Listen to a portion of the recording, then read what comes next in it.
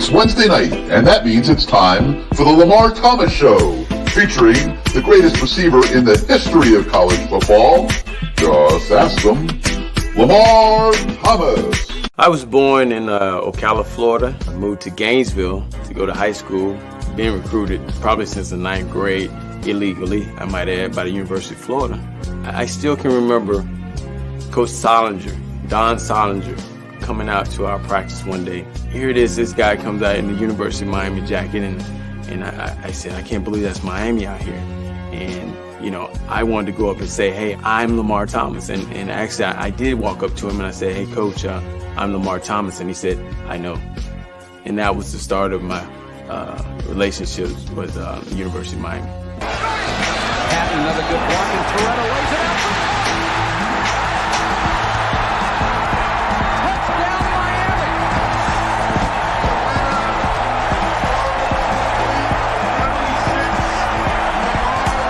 You come down here, you'll be on TV every weekend, dominating. I thought about it. I said, man, where do I sign?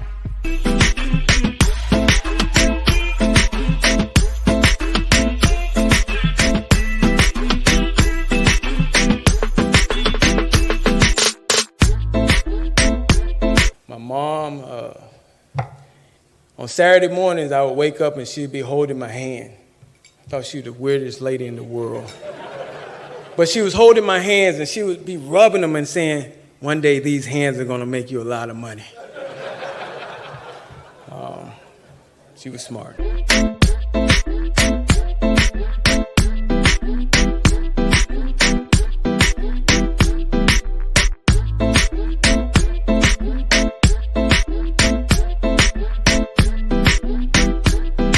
So now, here he is, the great one, along with co-host Gary Ferman of CaneSport.com, Lamar Thomas.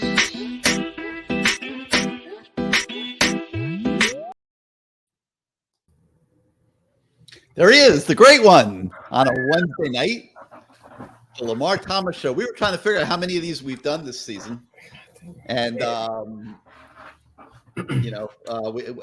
not sure we were able to figure out the exact number. Boy, my screen's going haywire here. I got to figure out what's wrong with that. But whoa, I'm like glowing, Lamar. But anyway, it's Wednesday night. Welcome everybody to the Lamar Thomas Show, and thank you so much for joining us this evening. We got a great show for you. We're gonna have Brian Collins in the house later. We're gonna have Charles Farms in the house later, and looking forward to having those guys join us. But first, Lamar, so much to talk about. Let me start with our sponsors. Thank you so much to Caneswear, once again, sponsoring the show. They've been a sponsor of the Lamar Thomas Show the entire season. And Caneswear is your spot for all your Canes holiday shopping. And we'll be telling you about that here as we go forward. Big specials coming up for Black Friday. The whole store pretty much almost on sale, Lamar, and I know you're locked and loaded with all that info. We'll get to that in a minute. And we also got to thank our other sponsors, the law office of Christine Rosendahl, Esquire, PA, 561-512-6199. The lady in South Florida that will help you out, guys, if you are ever in any kind of jam. And you can call on Christine Rosendahl, Esquire, PA, and Lamar has that little black card that you've seen him show. There it is. He carries around in his wallet, and never needs it, fortunately. But if he ever did, he has it. And if you want one of those little black cards, I'm sure if you call the number that you see on the scroll on the bottom of the screen, and you call them up, hey, I saw you guys on the Lamar Thomas Show. I would love to have one of those black cards for my wallet too, like Lamar. I'm sure they will mail you one. And right. Hopefully you never need it, but you never know. And it's not a bad thing to have in your wallet. So LT, it's Thanksgiving, which means you're with the family with the family right now, right? Yeah, I'm actually in Gainesville. I'm actually at the hotel right now. My family's over at the house, mom, dad, my sisters. My sister flew in from professional basketball in Turkey, and my brothers, everybody's over there, my kids, my wife, everybody's over there except me because I know it's nice and quiet here. So I can do my show. How about that? How about that? My brother's kids, it's just a party atmosphere over there, and I can't wait to get there, but I got to do my show and talk about, obviously, those Canes. So where do we start, Gary? Where do we start? There, man. It was interesting. You know, I don't personally think Clemson is all that good. I'll be honest with you. I really don't. And I even think South Carolina's got a chance to upset them this weekend. And I wasn't like overwhelmed by those guys, but Miami just couldn't get anything going offensively. They had a chance to keep pace early, and Ja'Cory Brown overthrew that ball to Restrepo, and I don't think they ever recovered from that. It was like that let all the air out, probably not just for the players, but maybe for Josh Gaddis as well, because I thought that was one of his better play calls of the season. People have been tearing him apart. You know, he came out with a little bit of a different look, was loading up on wide receiver sets on the perimeter and trying to create confusion in coverage. And he got Restrepo free, totally uncovered. That's got to be a touchdown, Lamar. And I think when they just couldn't get the ball to go from point A to point B there, I think it was just like a little bit of a letdown. And the offense finished the first half, I believe it was with 9 yards of offense, LT. You're not beating anybody like that. And in almost any circumstance, 9 yards of offense in a game is grounds for dismissal. I mean, like, that's just not a representative college football product. I don't know what Mario is going to do here. The offense has been a problem the whole year from game one. They started getting it straightened out a little bit game 4 or so against North Carolina. I think that was 4. It was 4 or 5. I'd have to go back and count. And then Tyler Van Dyke gets hurt. And now you're playing with Jake Garcia, who implodes. And then you're bringing a true freshman in who in no way, shape, or form it seems like he's ready to play. You know, they eked it out against Georgia Tech.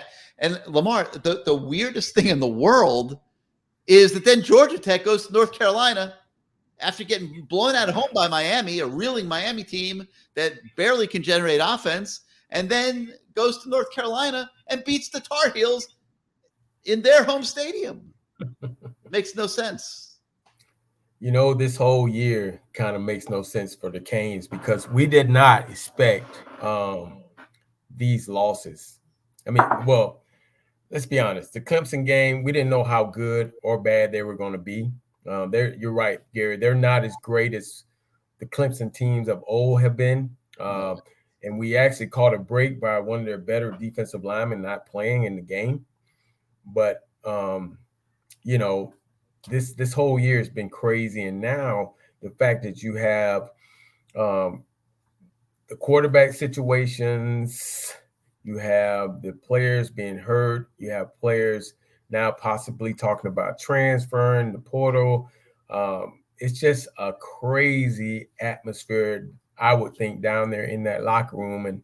And obviously that coaching staff is going to have to somehow reel those guys back in and try to figure it out, especially for this upcoming game, if there is a chance for you to go to a bowl game. But like you said, Gary, this year has been crazy. And I'm pretty sure when Mario dreamed of coming back here, this was not the dream. This is considered kind of almost similar to a nightmare. Mm-hmm. So if Clemson goes into the playoff, and they do still have a chance, if they somehow make that playoff, I'm going to fly to some sports book somewhere because they shut down the Seminole Hard Rock one down in Florida, and there's nowhere to go in Florida. I guess I could find one of those offshores or something, but I don't trust them. I once won money. I once won money with one of them and couldn't get paid. So like I'm done with those people. But I'm telling you, I'm going to find me a sports book somewhere, Lamar, and I'm going all in on Georgia and probably even Ohio State. You know, whoever they end up playing. Because, I just don't think Clemson is really that good. And but 9 yards of offense, and you're an offensive coach, you're an offensive player. Could you watch the game the other day and make any sense of how it had gone so astray to that point, even with a third team quarterback to let's not even be able to execute a play. I mean, everybody overthrows balls. Okay, you know, whatever. That was that early second play of the game. But Lamar, there was nothing going on really the whole game. I mean, they ended up with less than 100 yards of offense.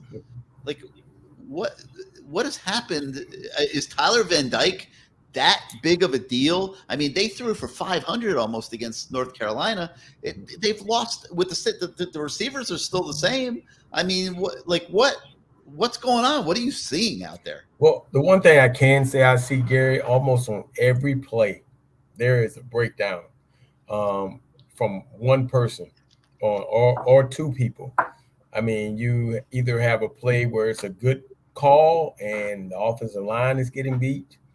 You have a play where it's a great call and the running back fumbles or misses the hole. You have a play where it's a great call and the quarterback overthrows, or you have a play where the quarterback does not see the blitz coming from. I mean, it's right there in front of him. All he has to do is scan, and you'll see where the blitz is coming from, and you throw it away from it. Throw away from the blitz. You have receivers, you know, especially early. I don't think that they were on the same page as the quarterback, and then they got on the same page, and then Restrepo goes down, a guy who we were counting on, who really hasn't, you know, coming into the year, if you really think about it, really was unknown. And then you have tight ends not playing up to their ability. They've had some decent games, but, you know, when your main tight end is not a good blocker, and, you know, Mallory, you know, he's a Giuseppe, I think that's his name, from Giuseppe. What's the tight end for the Dolphins? He's like him. He's Gesicki. Yeah. He's a pass catching tight end who's basically a liability in the run game. But he's a liability in the run game as far as blocking. He misses a lot of blocks out there. So every play, there's just a breakdown on that offensive unit. There's no cohesiveness, and I think it really starts up front with all the injuries that they had. You know, where you're placing guys in there and you're trying to, like a mass unit, place guys that might play in one position. Now you got them playing another position that feel out of place. And, man, these guys on the other side that they're playing against, they don't care that you're not playing in the right position. And they are getting to that quarterback, and they're causing havoc. So, you know, it's just this year for Mario and that staff, to me, it's probably, I wouldn't say probably, has been a challenge. And it's been a challenge. I'm pretty sure those staff meetings have been pretty – I've been in those staff meetings where your stomach is hurting before you go in that staff meeting, anxiety, because you know that head coach is going to give it to you. And that's all part of it. And you're depending on 18-year-olds, 19, 20, 21-year-olds to do their job, and you don't understand why they aren't doing their job. So for that coaching staff and for that team, it goes back to, at some point or somehow, they're going to have to figure this out, whether, like we've talked about earlier, and I'm sure we'll talk about as the show goes on, getting guys out of there that don't want to be there, and trying to add some guys to go along with the leadership or lack of that you need to build that locker room and to build that type of continuity on the team. And because right now I don't even know their identity, but I can say this: the defense, I think, played well enough to win that game. So it's week 12 and you don't know the identity. No. Okay. That probably sums it up all right there. But, you know, you're wearing your XFL coaching hat, so we might as well go beyond that. Okay. Two things you talked about, Lamar, that I want your opinion on just from a coaching standpoint. Will Mallory, okay, fifth year, senior. How is he still not a good blocker after 5 years of working at it? That's the first thing I want to ask you. And then part B of this question is, how do the quarterback and the receivers go into a season, go through a season, not on the same page? They've had 9 months to work together on their own with coaches whenever they want to be on the same page. How can they not be on the same page through the course of a football season? Well, let's stay on the Mallory point. You know, there's some guys that you want them on the field, and you know what you try to do is limit their. You don't try to run to them. You try to run away from them. You knowing what they are, but sometimes the defense kind of dictates. You have to change it up and go towards them. Now, with that being said, I mean, he's a better than decent pass catcher, but I would give him an average at best, and that's going to hurt him on the next level. Now, I'm not terrible. I'm not Mel Kiper, so I don't make these predictions. I'm just going by what I see, but I just think that's going to come up with some of these scouts when they there's no look doubt. at it. He's going to be a late round pick just for that reason, because that's all he's just a pass catching tight end. I just don't get how he hasn't gotten better at it in 5 years. It just doesn't make sense to me. I mean, he's a high character kid. You would think he works hard at it, but he hasn't gotten much better. His grades are horrendous. Every week, Pro Football Focus, we look at the grades, we pull the grades, and his blocking grades every week are bad. Well, it's just for him, man, this year, just like I think for Tyler Van Dyke, coming in with such high hopes and it not being the year that either one of them thought that they would have, and on to the receivers, all that, it starts during the summer. I would say that it starts during the summer, and it starts also with staying after practice, getting that extra work in together with the quarterbacks. For a lot of these guys, man, I just it's kind of crazy to think about it, that these guys aren't really struggling. They're not struggling like we were, and they're not, they can go home to their, they can get in their Teslas, and not saying I'm jealous, but they can get in their Teslas and they can ride off into their condos and stuff like that, where we stayed after because that was all we knew. That was what we saw. That is what we, at the University of Miami, that's what it was about. You practice hard, and then afterwards, you also continue to work hard, and you get it in, and you walk off that field knowing that you got better. All right, LT, let me bring in the voice of the fan, Bruce Warner, who I'm sure is chomping at the bit to get in on the action here. He says that every week. I'm chomping at the bit. Hey, look, LT, you just hit the nail on the head. There's no hunger. They don't have to worry about eating. You guys have to worry about eating constantly. And they're not hungry, not food-wise, to be successful. I can't say that about everybody. That's not a fair blanket statement. But, I think you may be able to answer this, LT. Part of the problem with the receivers is that every offensive snap, you don't know what's going to happen with that offensive line. They're not good. So, you take a snap and you got a rhythm pass, 3 steps, throw. Somebody's on your ass already. They're blowing by these guys. And it's not going to be easy to have timing when you're rushing to throw the damn ball because you see people coming at you. And that's been their history the last 2 years. But this year, with all the injuries, the blind side, Zion Nelson's out. Well, that didn't help. That didn't help at all. And so we see at the end of the year, Gary mentioned it last week, Seymour's playing the guard position. A blessing in disguise that Inez Cooper's playing the right guard position. And that kid's a massive kid. And I think he's really helped himself getting ready for next year. But talk about that. The offensive line not being cohesive, it's got to muck up the pass patterns. Well, I mean, the fact let's start with the quarterback. Yeah. I mean, hell, he's probably gun shy. I mean, I saw a quarterback take a full-on hit in that Clemson game. I mean, full speed. He got smashed. And I was like, holy crap, is he going to get up? And, of course, the lineman who gave up the sack had to help him up, which was 3 in a row, by the way. I know Mariball is a coach that's well-respected. And, he's coached some pretty good offensive lines.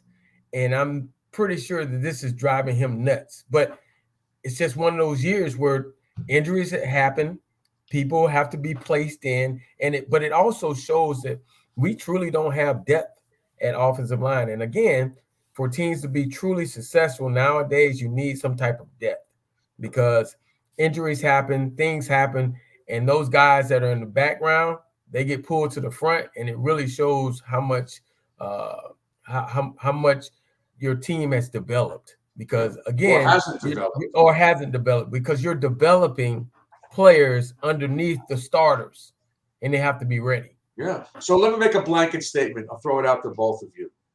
This season, in retrospect, and looking ahead, is a blessing in disguise. That he came in and he realized how tough this is going to be and what he has to work with and what he doesn't have to work with and what he has to do. The recruiting class, if it stays, is really good. We're expecting him to do well in the portal. So I look at this, maybe this could have been a blessing in disguise, although we're not happy about 5 and 6. Your thoughts? I think you're right. This is, I mean, it can't help but be anything else. Hell, fucking suck. So, I mean, so, you know, it's just one of those things where I'm sure Mario, other than signing that check, you know, he was not thinking it was going to be this bad. And to walk in that building, to see what they were left with, and knowing that there were no true leaders on the team. Also, that locker room, you know, he found out very quickly. I mean, when you lose a game early on, that Middle Tennessee State game, man, that was heartbreaking. I don't know if that might be one of the worst losses I've seen at Miami in a long time, because that team went to crap after that win. I mean, it's kind of like FIU when they beat us in the New Orange Bowl. They couldn't win a game after. They haven't won a game after. I don't know what the record is now, but as far as for the morale of that team, they tried to piece it together. But one thing I can tell you, in losing, you find out a lot about these kids, and I think that's what Mario. As I watched some of the clips of him talking about parents and things like that, you're finding out who really wants to be at the University of Miami and who's in it for the long haul. You know, and I think that's why he came here. I think he came here for the long haul. He signed a long deal. I think that he wanted to come back home. He could have stayed out there and got all the Nike gear he wanted, maybe some Jordans too, but he decided to come back home for a nice paycheck and put together a staff and try to get this thing turned around. Obviously, this year hasn't gone the way he wanted to, but like you said, this could be that blessing that, okay, now we can kick some of these guys out. Well, one quick follow-up. Going into this game Saturday, 6 kids have walked out the door already. What's the morale in that locker room? Do you have any clue? You've never known who has ever gotten there. They're being smart. They're going to the portal. There's no point in them playing Saturday and taking a chance of getting hurt. Right. Well, I mean, that's like a kid sitting out the bowl game. You know, just they're looking out for themselves, and you know, you can't really fault a kid for that, because if your head coach or your position coach gets a better deal, he's gone too. You know, so I mean, everybody has some type of selfish bone in their body, but you know, it is what it is. Go ahead and do your thing, and we wish you the best. And let's see if we can get 5 more guys in here who want to be here. Well, and the thing is, all 6 of those guys, they were going to be going to the portal no matter what. Even if it wasn't their choice, they were going to be sent to the portal. Right. There's another 20 at least to go. I mean, it is going to be insane on Sunday and Monday of next week when they start having their exit meetings over there in the Schwartz building. It is going to have an wait, Gary. It might not be next week, man. We still compete. We might be able to beat. No matter what, they're going to have regular season exit meetings because the portal opens December 5th, Lamar. That's true. And those guys going to the portal are going to need to be ready to go on December the 5th. So there is going to be Judgment Day. I wrote about it today at CaneSport.com. There's going to be Judgment Day coming this week, and it's going to be unlike anything we've ever seen before. I mean, there's always 1 or 2 guys that leave after every season. Lamar, my estimates are like 28 this year are going to be go, and then there's going to be 10 graduates. I think they are getting ready to flip 38 roster spots. Wow. Really 39 because they got 1 in their back pocket. 39 roster spots on this football team by the spring, probably I guess by most of them by spring practice, or a lot of them by spring practice. And this is going to be, that's almost a half a football team, Lamar. This is going to be a whole new deal come next fall. Well, that's what I'm thinking too. But I'm thinking about that culture, man. That culture in that locker room. Like, you're going to have to figure out again who are going to be the leaders. Who are the leaders? Because you're going to have guys coming in from different programs, and they might be good players, but what is that other program doing over there? And what are their goals and all this other stuff you're going to try to have to blend together to make a great year. But it's going to have to start with the foundation. I mean, maybe we put Alonzo Highsmith's locker, take him out of the coach's locker room, put him in the locker room, put Ed Reed's locker in there, put Patty's locker in, Roland Smith, put all those guys that play there, say, bump it. You got to get out the coaching locker room. You go in there with those guys and you teach them about culture in that locker room. And well, Alonzo has been doing a little bit of that. Yeah. You know, he's got a group of kids that he's working with in different ways and stuff, and he's trying to have an influence on that aspect of the program. He's also heavily involved in evaluating the kids in the transfer portal. Definitely. Which is a big deal. Mm-hmm. You know, they can't whiff on as many of them this year as they did last year. It helps to have somebody with his background given that first look, given a thumbs up, thumbs down, at least on the initial layer of evaluation. I think that's a big deal. And really, when you're bringing this many kids in, doesn't it also, Lamar, give Mario a chance to kind of shape the culture, Well, it does. I mean, it's one of those things where, as kids see it, they're like, dang, man, Mario got rid of, or, Mario ain't playing around. Coach Crispo ain't playing around, man. We got to tighten up. Some of these kids are going to say it was their decision to leave. But I think ultimately we know, and they'll know, the team will know. I think they would love it for it to play out that way. Right. What coach wants to be publicly on the hook for dismissing a kid? It's like they'll do it if they have to, but they would love for the kids to take the initiative, and they will give them a chance, I'm sure, to do that. Well, I know one guy that enjoyed it was Jimmy Johnson. He loved being on the hook for dismissing guys. Did he? Gary, how many recruits can they bring in? Is that limit now off? There's no cap? No cap, because the only cap is the 85 scholarship limit. That's it. So they could bring in 25 high school kids, 26, 27, 28, whatever they want, man. And then they can supplement that with transfers up to the 85 scholarship limit. Wow.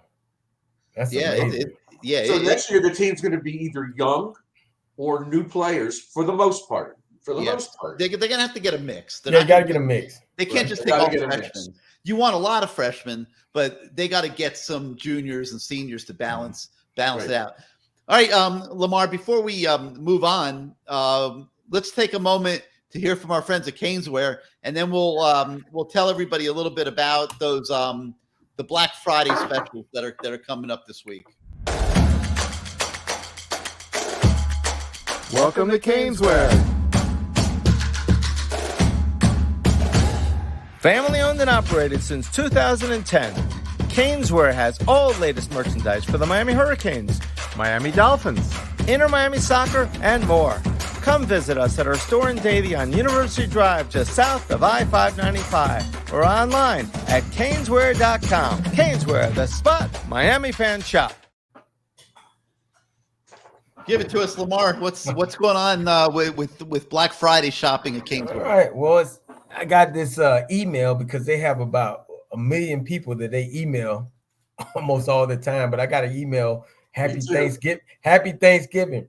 We wish you and your family a happy, healthy Thanksgiving. We're thankful you are a part of the CaneSport family. Thank you for supporting our small business. Starting at midnight tonight. Whoop, whoop. They got a Thanksgiving sale, Thursday and Friday only. Apparel on sale. Headwear, footwear, Thursday and Friday, 2-day mega sale. Miami Hurricanes gear, 40% off. Holy moly. Miami Dolphins gear, 20% off. Florida Panther gear, 20% off. Inter Miami, 40%. Miami Marlins, 20%. And Miami Heat, 20%. Let me say it to you again. Miami Hurricanes gear 40% off, man. You better get on in there. And let me tell you about the hours. The hours Thursday, obviously they close. Everybody got to eat their food, enjoy their Thanksgiving. I was going to say turkey, but some people don't eat turkey. Friday, 10 a.m. to 8 p.m.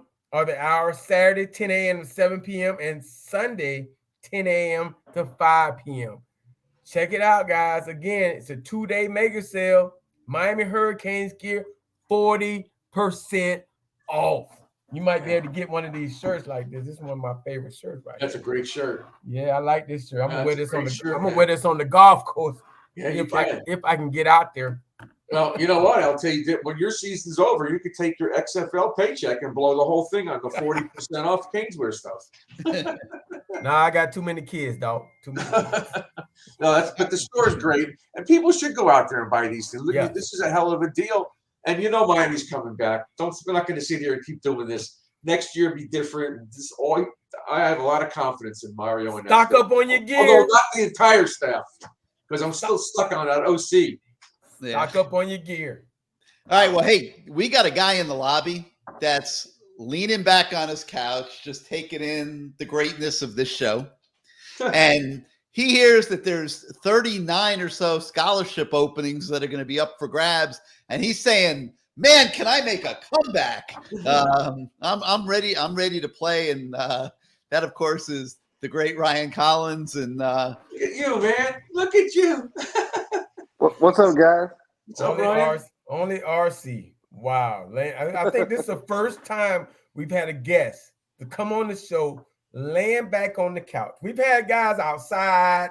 We've had guys inside. We've had guys at bars. We've had guys in snow, but never a guy leaning back, chilling, enjoying his life like this man, RC. RC, how you doing, man? I'm good. What's up, LT? Appreciate you coming on the show, man. We're just, we've been trying to get you on for a year or so, and we finally were able to capture, and we appreciate you coming on. You've always been a stand-up guy. And, one of the first questions I ask every one of our guests, you being a Miami guy, being from South Florida, why? Why did you come to the University of Miami? Well, for me, there's a situation where I was either going to go to Syracuse, East Carolina, or Miami. All those guys were playing quarterback. They had a chance to go to the league. So I was like, man, if I can go here and play, I got a shot to go make it big time. That's the thing, LT. That everybody went to Miami thought they could go play in the pros, right? Yeah, that's true. And so you, in your whole, the fact that you turned down those schools, why'd you turn down Syracuse? You didn't like it being cold up there? What? Hey, man, when I went up there, honestly, I saw East Carolina and Syracuse, and they kept telling me, they're like, University of Miami, you might not play. They don't want to play a black quarterback, whatever, this and that. Shoot, I looked at it like at Syracuse, East Carolina, they didn't have a black quarterback that went to the league at the time, and they started one of East Carolina and Syracuse for like the last 10, 15 years before that, so that didn't make sense to me. And so with that being said, they're saying, we all heard the negative talk when we were in our, recruiting against Miami, but, what was it that truly made you say, you know what, screw that, man, I know more about this program than you. I'm going to go to Miami. Well, for me, I just had confidence in myself. You know that. So when I got there, I just said, man, if I can play, I can play. If I can't, I can't. If I can't play, I'm going to be realistic with myself. And if they want me to change my position, I'll do it. But if I could play, I'm like, man, they couldn't tell me that. So I went there and I saw what they had. I'm like, shoot, I can play. Ryan was always confident. Ryan was always confident. Listen, I knew because I used to talk to him and go to his house. He kept on saying, I'm going, and I don't give a damn. I'm not switching positions. Right, Ryan? That's exactly what 100%. happened. Well, 100%. Ryan, now, you and I had some talks your freshman year. Can you tell the people what I told you? Hey, man. LT made up the name Doug Weird for me because when we got there, they had another quarterback that was like really highly recruited. His name was Allen Hall. And when I saw him, I'm like, man, I saw him on tape. I'm like, man, this guy is garbage. And I'm just telling the truth. I'm like, this guy is garbage. When I got there, he was traveling And, when I went in, I mean, I would make plays all the time. LT used to make me throw them all the time. He's like, man, if you gonna play, you're gonna learn how to throw to me. So I had to learn how to throw to LT. K-Dub took me under his wing. I see a bunch of other guys. So I just learned, man, and went there and I just played. So I went there and I worked hard. I went at it, and I hung out with the older guys, and they helped me, and that's what helped me do what I did. Well, I told you better not switch. I said no, man. I said, Yeah. man, you bump that. You're not gonna let somebody. You're a good quarterback, man. You work out. I caught passes from you in practice. I felt like you were like a little brother to me, and I felt like you being a quarterback that was different than those other guys, and skin color too. I felt a lot of pride in seeing you back there lining up, and I just felt like, hey, anytime I could get in there with you to help you, I wanted you to succeed. And I think that's like a lot of us. We took you under our wings. I mean, Gino was our quarterback, but after that, there was a lot of guys we felt like you were better than. I mean, I know for a fact you took me under your wing, and I know it was funny because AC used to be on me all the time too. And we used to just go back and forth, and I used to throw to you guys all the time, and you guys used to help me. Cobra head, I mean, it was a lot. So, I just learned a lot from you guys, and I went out there and I just kept working hard. And the one thing I did do, wherever Gino went, when he used to watch film, I watched everything he did. So, I mean, the coaches didn't help me at first. They were trying not to help me. So, they really thought, I remember Pete Garcia used to be on me all the time because he used to be on me. I'd be like, man, what are you talking about? He used to tell me he'll never be an AD or anything, and he used to mess with me. He used to go back and forth. I'm like, man, Pete, I'm not listening to that crap, man. You want me to leave, I'll leave. But I said, I'm not going to come here. You guys aren't going to give me a fair opportunity to play. See, and that's one of the things people don't realize, that, being a Brown quarterback, at that time, you were fighting an uphill battle.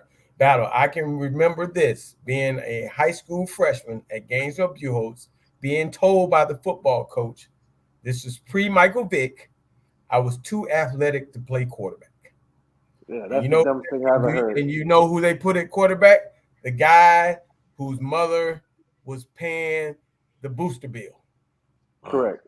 Okay, so that's why for me personally, man, I wanted you to succeed, and we were all pulling for you, and you had some great games. I remember watching games, you and Chris T and all those guys. What was it like when you got your shot? What was it like? Well, shoot, when I got my shot, Coach Harrison used to tell me every week, he's like, man, if we're not doing this or that, I'm going to put you. We're not doing it or that, I'm going to put you in. And I remember playing against Georgia Southern. Because, I mean, even before I started against Georgia, not started, but even before I came in against Georgia Southern, when we used to go in practices, I used to rip up practice. And Coach Harrison would take me out. So, I mean, it didn't make a big deal. I mean, I'm like, man, if they're going to play me, they're going to play me. Eventually it's going to happen. So, we lost him. Because I remember the next week after that, we played Florida State. And I didn't start, didn't play, we lost. And then the next week after that, LT, I got player of the game ball 4 weeks in a row. I don't know if that ever happened. So I got the game ball 4 weeks in a row. And then the one game that I didn't get the game ball was against Memphis, and I threw for 390 yards, threw 3 touchdowns, and ran for 2. And they gave it to Cobra, who had 190 yards receiving. And I never seen that happen before in my life.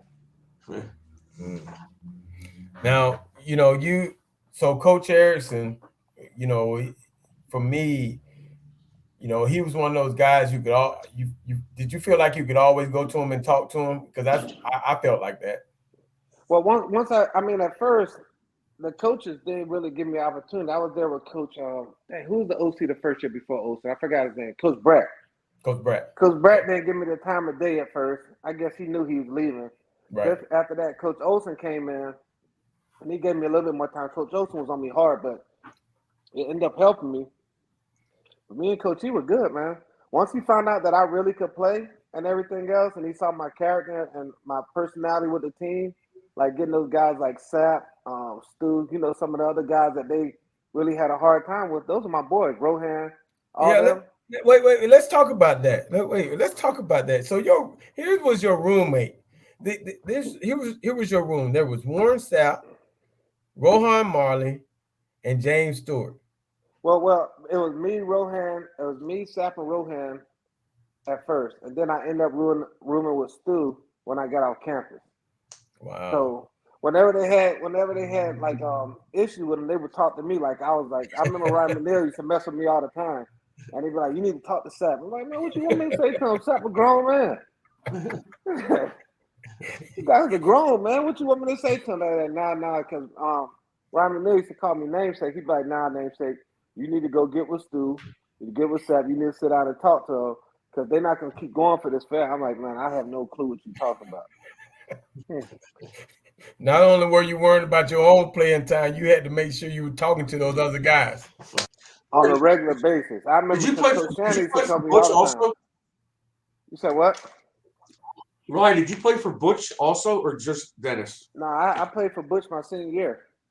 All right, so one of the guys here, this Jason guy, he wants to know what the difference was playing for Dennis. I mean, it was a 9-day difference. Coach Erickson was a player's coach, and if you played for him, he had your back. All you had to do is if you showed up in big games and you prepared, did what you had to do, you could do whatever you wanted to do with Coach Erickson. When Butch first got there, he was trying to prove a point. Mm-hmm. So our senior year was like that was just a year for him to like prove a point and just throw the seniors away. And that's basically what he tried to do. But he couldn't really do it because the team didn't really follow Butch that first year. Butch had to get his guys in there. So, I remember I got hurt my senior year, and I messed up my shoulder the third game. I couldn't play anymore. Butch made me travel because I was basically the quarterback's coach. Coach wasn't coaching the quarterback. He was supposed to be the coordinator, but he wasn't coaching the quarterbacks at the time. Clement and Covington came to me for everything, and they had me trying to compete with them. Wow. That's something that the viewers didn't know. I mean, and so Butch basically was just throwing away the seniors to try to build up. Now, weren't we on probation then? Or did we go on probation then? No, we didn't go on probation until we were supposed to go to the bowl game. And then they put us on probation. We put ourselves on probation. That's right. That's right. That was the old. And then I think the next year after that they went 5 and 6. They did. Yep. So that's kind of similar to what Mario's dealing with now, except it wasn't the probation thing. But it's kind of like when Butch got here. He had to gut this, and now Mario's doing it, and everybody's bitching and complaining, which, no one's happy about losing. But I think this is a blessing in disguise. I said it before. I mean, I've talked to you off the air. I think Mario's got a lot of work ahead of him, but he's doing it. He has no other choice but to purge this team. But you don't know, like with Mario, like I know with Butch, they said he gutted the team, but how you gut the team when you got like Kenny Holmes, Kennard Lane, you go 5 and 6 with those guys. Those guys first round picks. Mm-hmm. Yeah. So I understand. You talk about you gutting the team with those guys like that, they first rounders, and then you coming back like with Mario, you don't know what Mario has because it's in this NIL era and with these kids, for me coaching everything, you don't even know what you're dealing with. I don't care if you get new kids in, you have no clue what you're dealing with. Right. That's what Lamar said before. These kids, they don't have what you guys had in here. They didn't have it. They don't have that fire. They're not hungry. They got money. They got food. They got places to live. It's not the same.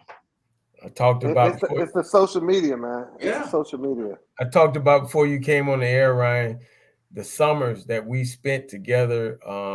That when you build the camaraderie, you build the friendships, you build because you're struggling, but you're also working. You're working hard to build your craft, to get better. The summers were hard, and they were hard too because we didn't all have. I mean, a lot of guys leaned on you because you were a local guy.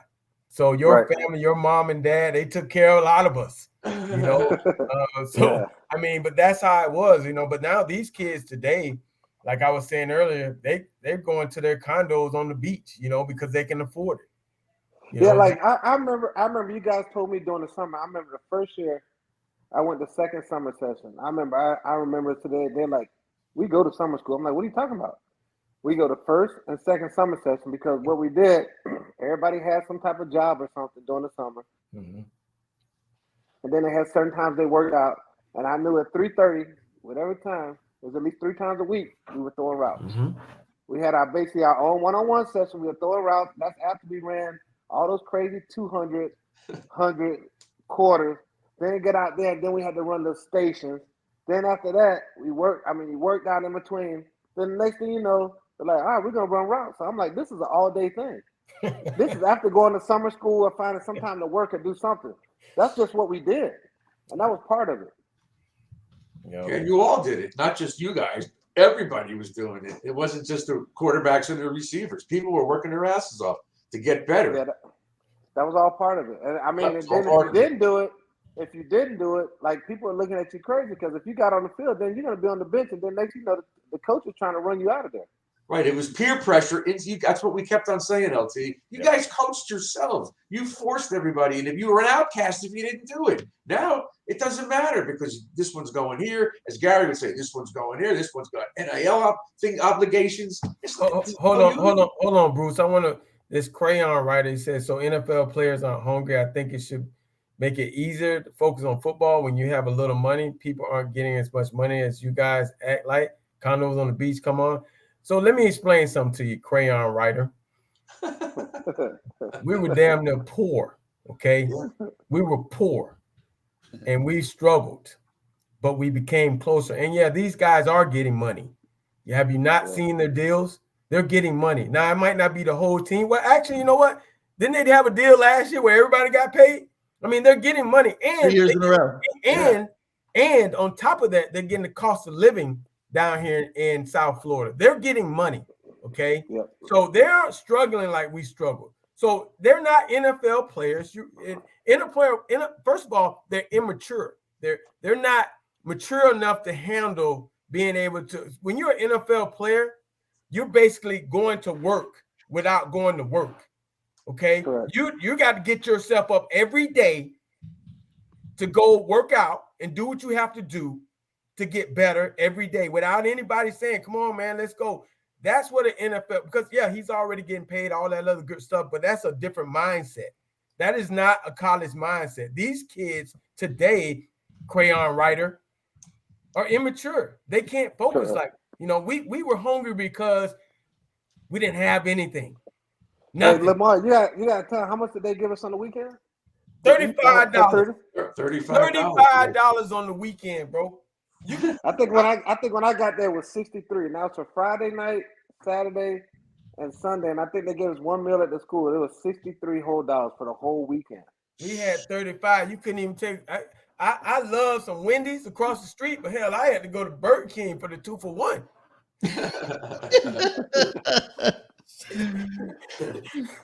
I mean, hey Ryan, let me ask you this, man.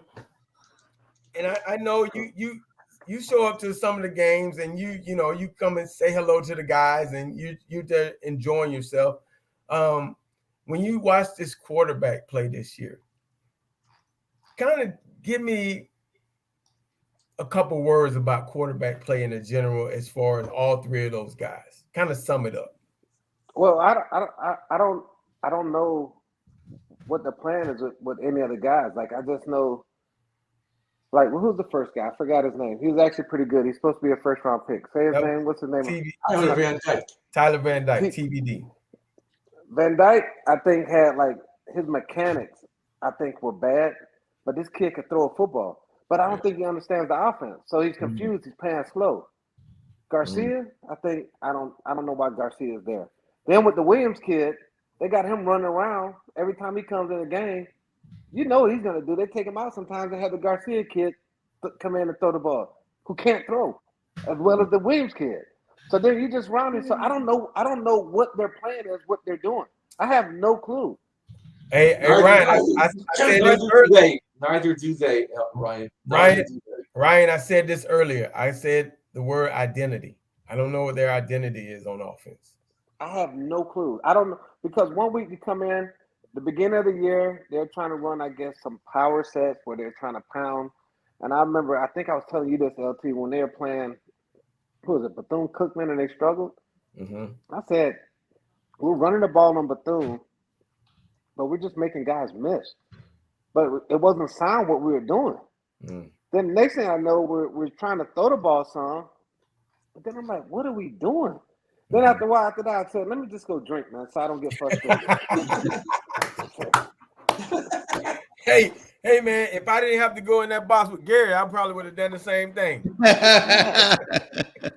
I'm looking at this because I'm like, you remember me, you, and AC watched the game in my house. We watched Texas A&M, and I'm looking. I'm like, what are we doing? Like, we don't score any points. Like, what? Last week we had 97 yards of offense. Yep. 9 in the first half. I'm like, what are we doing? So we had junk yards at the end of the game. Yeah. Well, there's problems everywhere, Ryan. You know, the quarterbacks have problems. The offensive line is abysmal. The receivers haven't really stepped up. And the tight ends, you know, Arroyo got hurt early. That's an athletic, big kid that can catch and stretch the field. But they don't have a lot of firepower, that's for sure. And the offensive coordinator's not helping them at all. They can't do anything. But I mean, they're putting the all on one guy, saying the offensive coordinator. Hey, man, that goes everywhere. That's coaching across the board. You can say whatever you want to. So if the offensive coordinator not getting stuff across, the coaches should be arguing to fight with each other. Something wrong because they're losing. But you telling me these kids, nobody's good at any position? Defense not playing good. I know. Play decent. They play good sometimes. Yeah. So you telling me, so that's all on the kids? Don't get me wrong. I think half these kids are idiots, to be honest, because they're social media kids. They all think that somebody owes them something. They're entitled and everything else. But these kids, you telling me, so all these kids are bad? So how does Alabama do it? How does Georgia do it? We get the best kids in the world, supposedly. We're here in South Florida. Everybody wants to come play at the University of Miami. So all the kids can't be that bad. We got that much worse than when Manny left? Wow. You know, speaking of being a coordinator, Ryan, you were a coordinator at Flanagan and you were a coordinator at St. Thomas. Yeah. Did you ever have a game where you had 9 yards in the first half? I don't remember that. That was tough. We struggled with a couple games, but like not to have any yards, we might not have scored, but we moved the ball. It's hard not to move a ball in the game. You have game plans. Usually your first drive, you're going to get 40, 50 yards in the first drive because you're scheming the team. You should, yeah. Well, they would have had more than 40 had they had Ja'Cory Brown throwing that pass to Restrepo. Even if he threw a high pop, he would have had a touchdown. He threw a line drive over his head. Ryan, let me ask you this. As a quarterback, if you've been standing, let's say you've been standing there the whole year watching, and then you finally get your chance. Do you think you're a little eager, anxious, or I mean, how long does it take for the game to kind of slow down? It probably all depends on how much you kind of studied the game, right? Well, I mean, I always had to be prepared. So when I went in the game, for me, the game was slow because I got a chance to watch and see what they're doing. So I'm like, man, you can see, you're like, when you're watching a game from a quarterback, you're watching it like you're a coach. So if you're prepared when you go in the game, usually as a backup or anything, you're gonna come in, you're gonna do better at first because you can see everything that's going on. You can see it's right there on the side. So you should be really like a coach on the sideline saying everything that's going on. So when you get in, you're prepared. Okay, here's a good point. We brought this up earlier this year. When you're game planning, when you and the coach are sitting down game planning, as a starting quarterback, don't you guys talk about what plays you guys both like? And you kind of make that. Well, when I played, they told me what to run. They didn't give me the opportunity to do that. That's what you're supposed to do. That's what you're supposed to do. I didn't get that type of help. I know Gino sat down and did that with him. Frank, they didn't really trust Frank as much to do that. Not saying good, bad, or ugly, whatever. But with me, I didn't get that opportunity. They told me what they wanted me to run. They didn't ask me. You couldn't check off at the line of scrimmage? Oh, no, I checked off. Yeah, you could check off. I could check off, but it's different when you're going into the game prepared where you got these certain things you want to run down at when you know what you want to do. That's different. That's totally different. Like when I was in high school, when I coached high school, I would get my quarterbacks and I ran certain stuff and I said, what do you like? What don't you like? If he didn't like it, I'm throwing it out because it's not going to work. Right. I never got that opportunity. I was told you run this and I had to figure it out. I would imagine that Tyler Van Dyke sat there and said, no, I got the yellow. No, I don't want to run any of these plays. You know, but you don't know. They hadn't even talked to the offensive coordinator going into game 3 or 4. That's what they said, Ryan. But Bruce, you got to remember that. That's the same thing that happened to me with when Butch got there. They said we're going to come in and they're just going to change. We ran a whole Big Ten offense when Butch got there, and they started showing us film on Troy Aikman and Dallas and everything. And I'm looking like, what are we doing, man? We got this half these kids, so we just come in there just changing everything. And then I guess when Chud eventually came to coordinator, he kind of did a little bit of everything because, Chud's good at what he does. But at first, it was Coach Coker. Coach Coker, I was in there. I was basically coaching him. I believe that.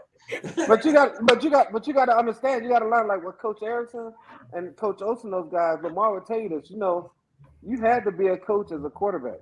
You had to understand what's going on. If you did not understand what's going on, you could not play in that system. Right. Right. Of course. Now you're really supposed to be the leader. I'm imagining if Van Dyke comes back, guys, he's the leader, at least on the offensive side of the ball. Would you think so, Lamar? Or because of what he's done this year, he's not a leader anymore? I don't really know who the leaders are. Well, he didn't play as bad as the other guys. Well, but he was hurt. He got hurt, and he was hurt. But what really was bad for me was watching him try to go back and play hurt, because then it just got worse, Yeah. And if I'm him, I'm just trying to come back healthy as possible, not be out there. If you're not 100%, just let it go, because all you're doing is you're hurting your team too, because that couple plays he came in against Florida State, he really hurt himself and he hurt the team because he couldn't go. Well, but there's so much pressure on him to succeed, and of course he was having a bad year. You can't blame him for that. He wants to win so badly that he put himself in a position where he could have gotten hurt because he wants to help the team. That's why I admire this kid. Hey, but I got a question for you. Was he as bad as the other two? No. I mean, whatever he did, he wasn't that bad. He looked a whole lot better than the other two. At least we had a chance in the game when he played. Well, that one last play when he fell on his face and threw the ball into the dirt, he wasn't as good as them on that one. But all right, so Ryan, on this kid, Ja'Cory Brown, great athlete, big kid, can run. He's got an arm, but he doesn't have any accuracy. Is that something that's fixable in this offseason, or is this going to take a couple of years? But how do you know he's not accurate? I mean, he's a freshman. So the biggest thing is they say he's not accurate. They don't let him sit back and throw the ball. Everything he's doing is running around, getting hit. Then next thing you know, he's throwing everything on the run. When did he ever get a chance to drop back and throw the football? Well, yeah, so you don't know that he had a chance to hit Restrepo. He had a chance. The kid was wide open. He was pretty consistent. He was pretty consistently like that, Ryan, all through spring and fall. Yeah. I think a better way of looking at it is how much can he improve from where he is now? I think is the better issue.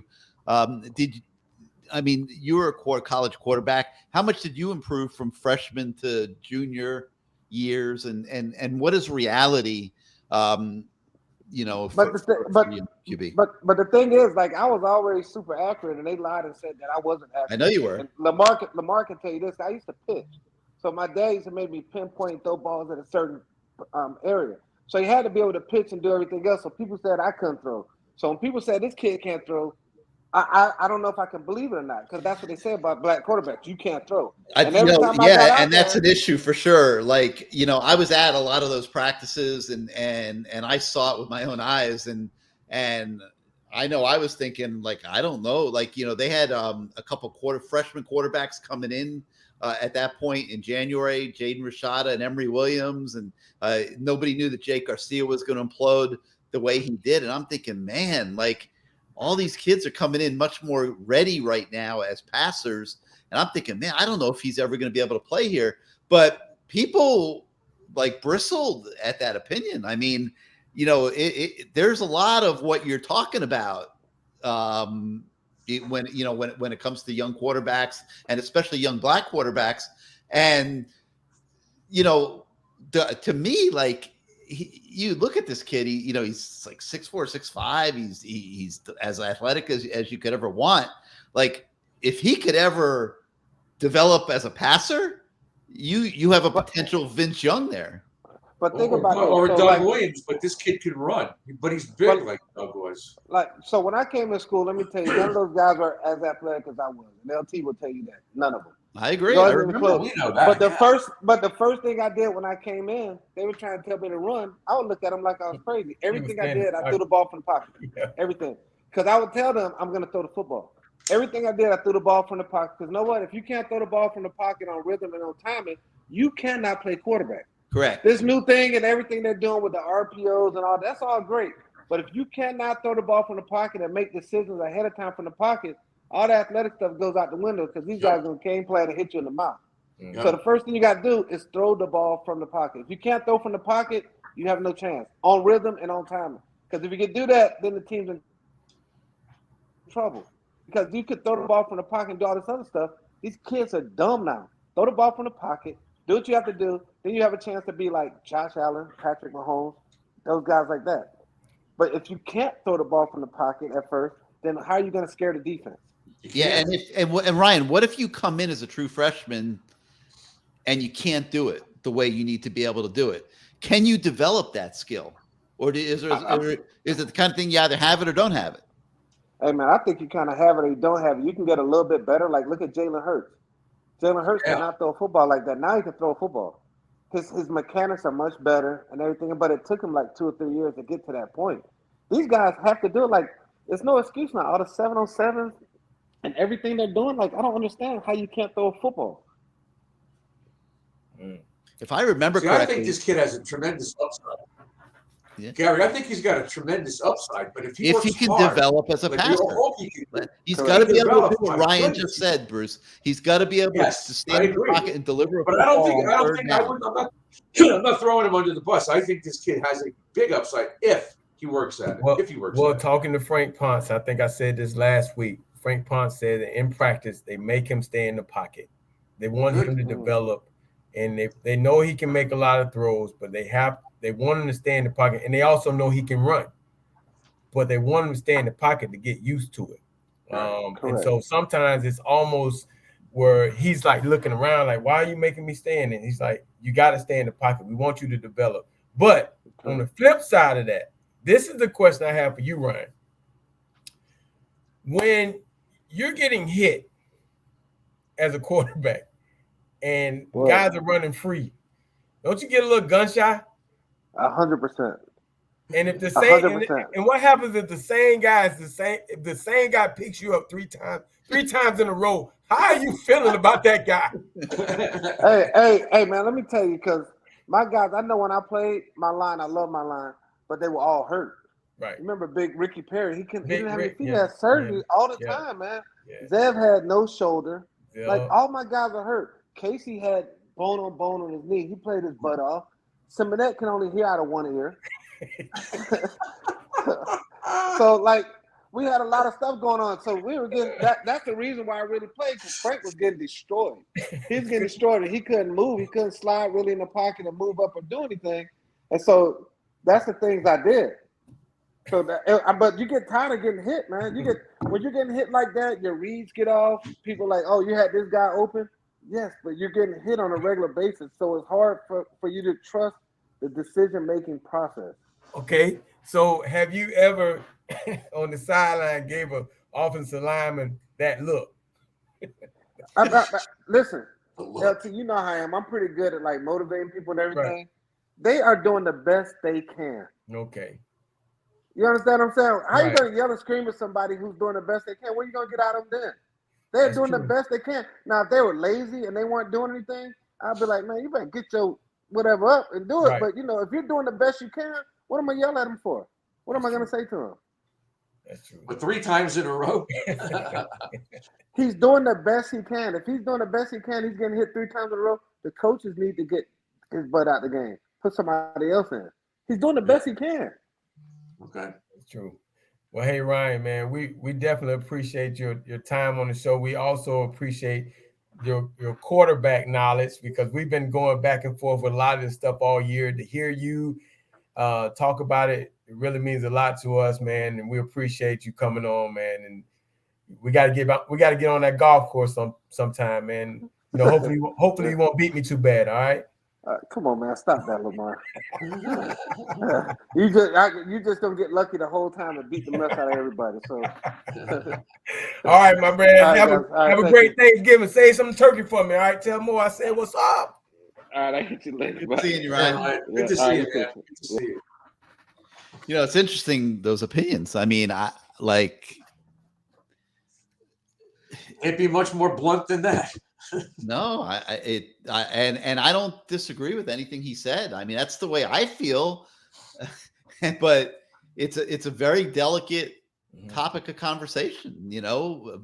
How much are you going to improve if you're not doing it as a true freshman? Are you going to be able to do it by your sophomore year? And if you're not doing it by your sophomore year, you're getting passed over because Lamar, they're not going to stop recruiting anywhere. Yeah. And so I'm thinking, this freshman year was not expected for him to play this much. no. So he's been thrown out there. And I think this has all been a development for him. So now he's being thrown out there and he's not really ready. But I'm going to ask you this, Gary, because you saw him in the beginning. Do you think he's gotten better since you saw him in the beginning? Yeah, I do. Because when I saw him at the beginning, Lamar, right, even those bubble screens that he was completing against Georgia Tech, a lot of those were going into the dirt and stuff. I mean, so yes, he has gotten better. And but you can't run an offense like that just throwing bubble screens. And we saw what Clemson was doing. They were teeing off on those bubble screens and blowing that stuff up, Hey, those bubble screens are kind of sort of dear to my heart because, of course, the guy broke my record running 100 bubble screens. So let's. I know, Gary. I don't remember Lamar Thomas running many bubble screens. No, he ever did that. We didn't have that. The interesting thing is that this kid now in the offseason, let's see what he does. But I remember a month ago, we had this conversation about Gary said, don't burn his red shirt. And I said, burn his red shirt because there could be an upside to this. And now you kind of know. I'm not saying it was the right thing to do, but they kind of didn't have a choice. Yeah, they didn't have a choice. And now at least the kid has a little foundation. He's got a little confidence, as much as may have gotten taken away from him the other day. But still, I think this is a kid who feels if I work my ass off this summer, I could make something of myself. If he got redshirted, who knows what he's going to say. And I'm not saying this is going to happen, guys. Don't be shocked if on December the 5th, he doesn't go to the portal and go to SMU and play in Rhett Lashley's offense. Who are you talking about? TVD? No, Corey Brown. Curry. Wow. Don't be shocked. TVD, I believe, is going to get a sizable NIL deal to come back to Miami and be the quarterback next year. That's what I'm expecting to happen. But what I heard from SMU is that they already have a quarterback they have a high school kid that everybody's pushing that way. I don't know if he's there yet or he's coming in, that everybody is, that's the guy. Now, the thing that I'm worried about is the other guy, Jake Garcia. I don't see him staying. Yeah, because here's the thing that I heard. I talked to a friend of mine at another program, and they were very interested in Jake Garcia before he started playing. So that's the scary. Yeah, so no. But he would find a home, Lamar. Yeah, there's somebody that would take a chance on him. I mean, his market value's gone down. He's not going to get $1 million NIL deal or anything like that. But there are schools out there, mid-level schools, that would take a chance with him, I think. And I am expecting him to go seek a fresh start. This has just been a disastrous year. I don't know how you bounce back from what he's experienced here this year. And what if he comes in against Clemson and he does well? Are we still saying he kind of started out like it was going to go that way? To a big NIL, knowing he may need surgery. You're breaking up, Bruce. What did you say, Bruce? You locked up on us. Bruce, your face is frozen. Your face is frozen. Let me take a picture of it. Bruce, come back in and we'll get you back on. Oh man, I can put it back. Oh no, he's going. Dang. No, I'm sorry, Lamar. I didn't mean to do that to you. But Jake started at the beginning of his entrance into the Clemson game. It looked like he might get something going, but then it just went haywire. That strip sack was brutal, and he might be gun shy, man. He might be gun shy a little bit, man. I mean, he wasn't even, to his credit, he's looking down the field. He didn't even see that guy. I mean, now some people will say he should have seen him or he's supposed to see him. But depends on where the protection was going. I mean, if it's a hot route, you got to get rid of that ball. You know, if you know that hot is coming, you got to know that hot is that blitz is coming from another side. You either turn the protection to that side, or you know that guy is going to come free. He's the free hitter. You got to get rid of it or move. The problem Jake had was the offense got a lot more complex this year, and when his number got called, he wasn't ready. And if you're the backup quarterback, you need to be ready. Like, you can't go out there against Duke and turn the ball over 5 times. You know, you can't come in against, like, I think it was Florida State, and have 2 turnovers in your first 3 plays. Like, that's a career killer, man. Because now the coaches are afraid to put you in. They started them against Virginia. They win the game in overtimes. Won, and he ran it in. And I'm glad he didn't throw it. Yeah. But then Lamar, it was so shaky that they decided to give Jacurri the shot against Georgia Tech. You know, I think they might be. I think at that point they were saying we just got to start preparing for the future now. You know, just or at least get a look at what we've got, because we have to make these roster moves now, and we have to go into the portal, and we have to know what we have and where we are, and give this guy an opportunity.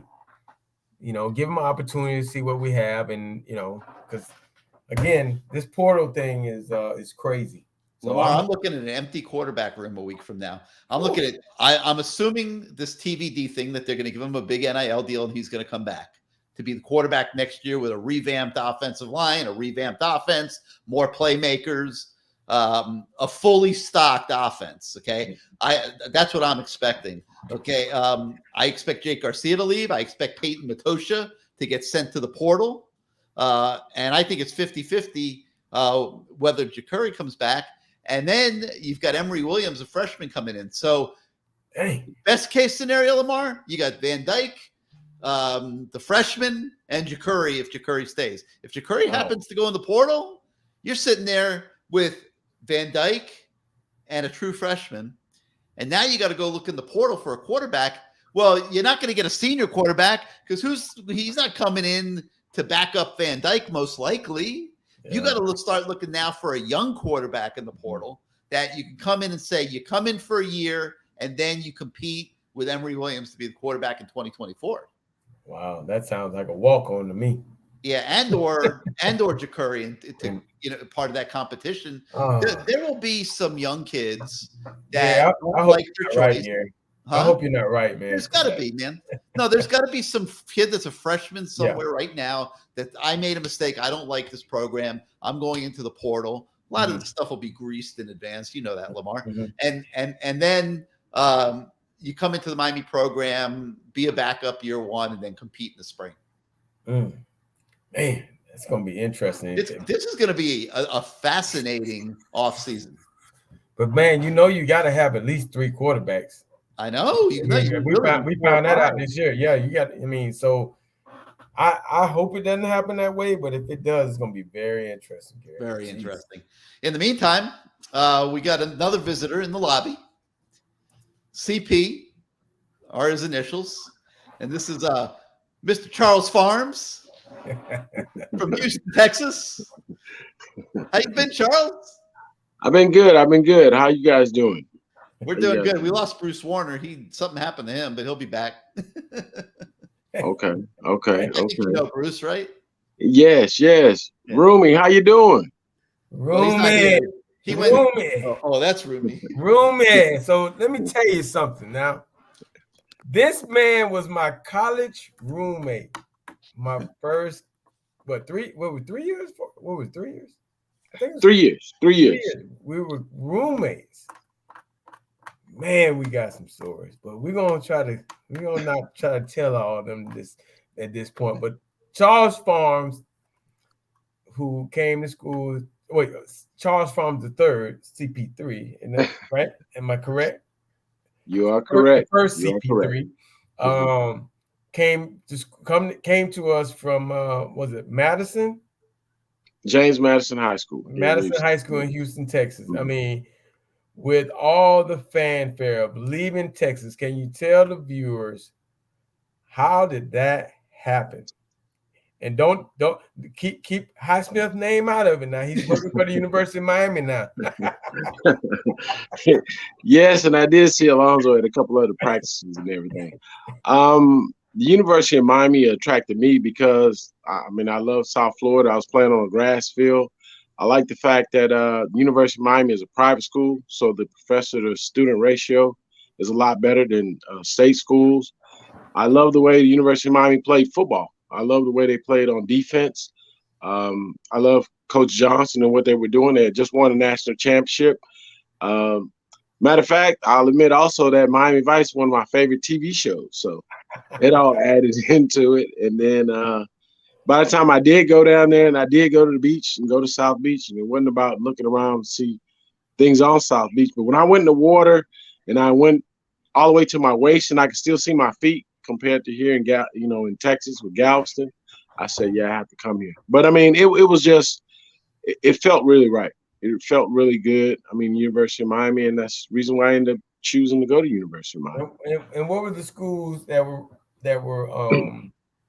you visited? What were the schools that you visited that were in the mix? I visited UCLA, Michigan, Nebraska, and Oklahoma, and University of Miami. Wow, Michigan, Nebraska, UCLA, big programs. Also, programs that I stole your shirts. That you had, I remember wearing all those shirts. Charles Farms. I'm gonna get to the first day of being on campus. Charles, my parents dropped me off. They had a tea time, by the way, and in rolls this Charles Farms fella with his bags, and I noticed this guy had designer bags and I had my couple pair of jeans and underwear with my name on it, that type of deal. This guy had designer stuff. He had silk shirts, Gary. I had never seen silk shirts before. This man had silk shirt and pointed black leather shoes. I was like, man, you where you from again? He said, I'm from Houston, Texas. Okay. And so we sitting in the room, we just talking. I'm like, man, this dude here, man, he pretty put together. He's like, yeah, I'm probably gonna start as a freshman. Come on, man. Come on, bro. Come on, man. And I'm listening to this guy. I'm like, man, this guy got a lot of confidence. This guy does not know what he's getting himself into. But man, let me tell you something. As a freshman, that guy started. And being his roommate, getting to see all the things that he as far as, us as regular freshmen, we didn't have the same schedule as him, as far as, he had meetings and stuff like that. And I was always amazed to see how it kind of taught me what was going to be for next year, because watching him go through it and watching him be a starter as a freshman and playing and doing all the, and bringing us quarter pounders on Thursday night, or was it Friday night? Thursday night, after meetings, I was just amazed at, having to prioritize your time. And that's what I realized what college was really about, because everything is so structured. As being a student athlete, you have to do boom, boom, boom, boom, boom. It's not like your freshman year where you go to practice and then study hall and, then you're kind of free. This was like everything had to be in line. So for me to get to be his roommate and to see everything he was going through as a freshman, it kind of I was like, wow, okay, now I see it. And, he would come in sometimes. I've been hanging out or whatever, and he'd be like, hey, man, I got to study this book. I'm like, huh? Man, we got to study, man. That's the thing, man. If you're going to play, you got to study. And I was just always amazed. So it kind of, for him being my roommate, kind of turned me on to the whole thing of being successful, because that's what, again, our culture was. Everything was passed to him, and he kind of passed it on to us other freshmen because we got to see him play. That's your shout out, Charles. I appreciate that, Rumi. But I mean, you do have to make adjustments. And, during those times, of course, Coach Johnson and everybody, we had itineraries. So, I mean, there were certain times you had to be certain places. And Coach Johnson, I mean, He was a coach to where if it was a meeting at 9 o'clock, you had to be there. If you were there at 8:51, basically you were late. So you had to be on schedule. We had different things that we had to do at different times. Like, of course, if we were going away on an away game, when you had to be, at the dorms and ready for the buses to pick us up and, get on the buses, go to the airport, get on the planes. And then when you get there, you have certain things that you have to do once you get off the buses as far as going to the stadium, being at the hotel. So everything was structured, and you ended up seeing right there what you had to do. And then, of course, our scouting reports, you had to go through that because it was helping you to get ready to face the opponent you were gonna have to face. And I will admit, Lamar, I didn't like the fact that when I came back, I wanted you guys to be, playing also. So it was sometimes I couldn't tell about different stories about the games and going away and playing. Like say when came back on the University of Michigan, there in Ann Arbor and everything like that. But we had a great class, and I know you guys were great football players, and I see that every day in practice. So I knew it was a time that you guys were gonna play. And a matter of fact, he won't admit this, but me and Lamar started talking even before we got to the University of Miami. I get this phone call. I'm like, hello? It's like, man, this is Lamar. I'm like, Lamar? So yeah, I'm gonna be your roomie. I'm like, oh, okay. So me and Lamar had a great relationship. We still have a great relationship. He is a true brother to me. But it helps you get in line with things you have to do. Like I said, it's right there in front of you. Like I say, things you have to do as far as your scheduling, and you have to abide to it, to adjust to it, and be successful if you continue with that schedule. And it's a things to do list, and you have to do them. I got a guy that wants back in on the action here. He froze on us before you came on, but he's ready to. CP, what's up, man? The party here. I'm putting this picture up. You know what that is, right? That's me, the white guy on the left. Charles Yes. Mark Caesar, and Kelvin Harris. That's the right there. Right there in Hollywood Beach, right? No, this was near in Aventura, near me. Yeah, Aventura Mall. Hollywood Beach. Well, Hollywood is right there. But yeah, I suddenly remembered. I sure appreciate that. That was a great meal. It was a great time. I know. I took LT there. Gary, we know that place pretty well. So what's up? I heard you talking about you played as a freshman. That was incredible. Incredible. And Charles, if I recall, did you go to Notre Dame when as a freshman when we had to fight? Were you there then? Yes, I was there. I was there. I did. I did go to that situation. I was in that situation. Period. Yeah, I'll say it like that. You did hit somebody, right? Well, I just politely when everything started, I just grabbed somebody by their face mask and I just kind of pulled them to the side. That's all I'll say about that. One of the things I really enjoyed about being a roommate with him was we challenged each other. We talked about our goals and what we thought we were going to do and what we wanted to do, and it was kind of cool to, him saying he was going to start as a freshman and getting to do it, and then I'm like, I'm going to break records, and we kind of challenged each other. But the thing that was crazy was on the field, we weren't roommates in practice, but as soon as we walked off the field, we were roommates again. It was some intense stuff going on out there at that practice field. And I think we always say this is why we were better on Saturdays, because we didn't see roommates, not during practice.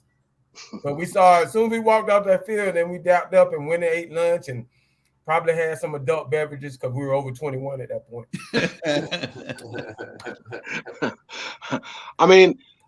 We had, of course, we had a lot of talent on the football team, but those are the things that made us a lot better because we did challenge each other in practice, offense versus defense. That's how it was. And we didn't want to get embarrassed, and offense was definitely doing things to get better.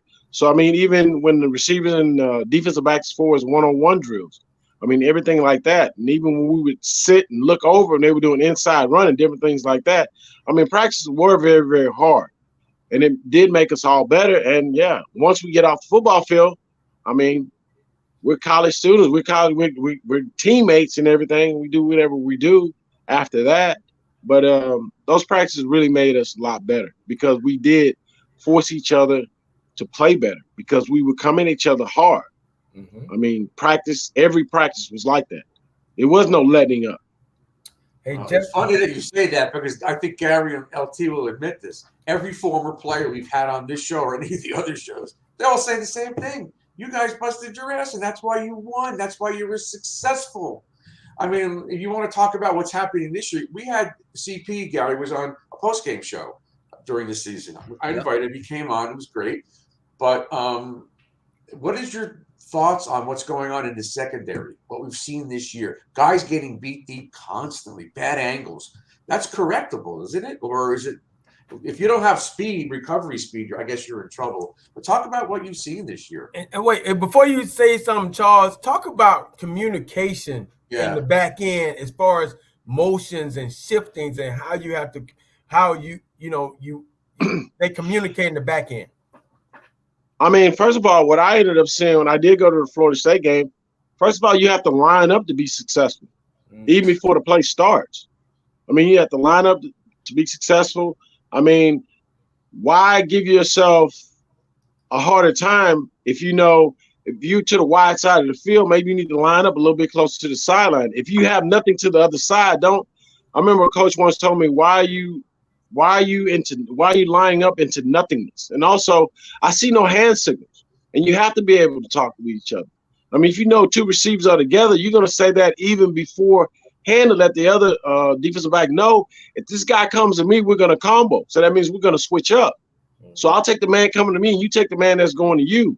And angles, I mean, football is about angles. It's about geometry.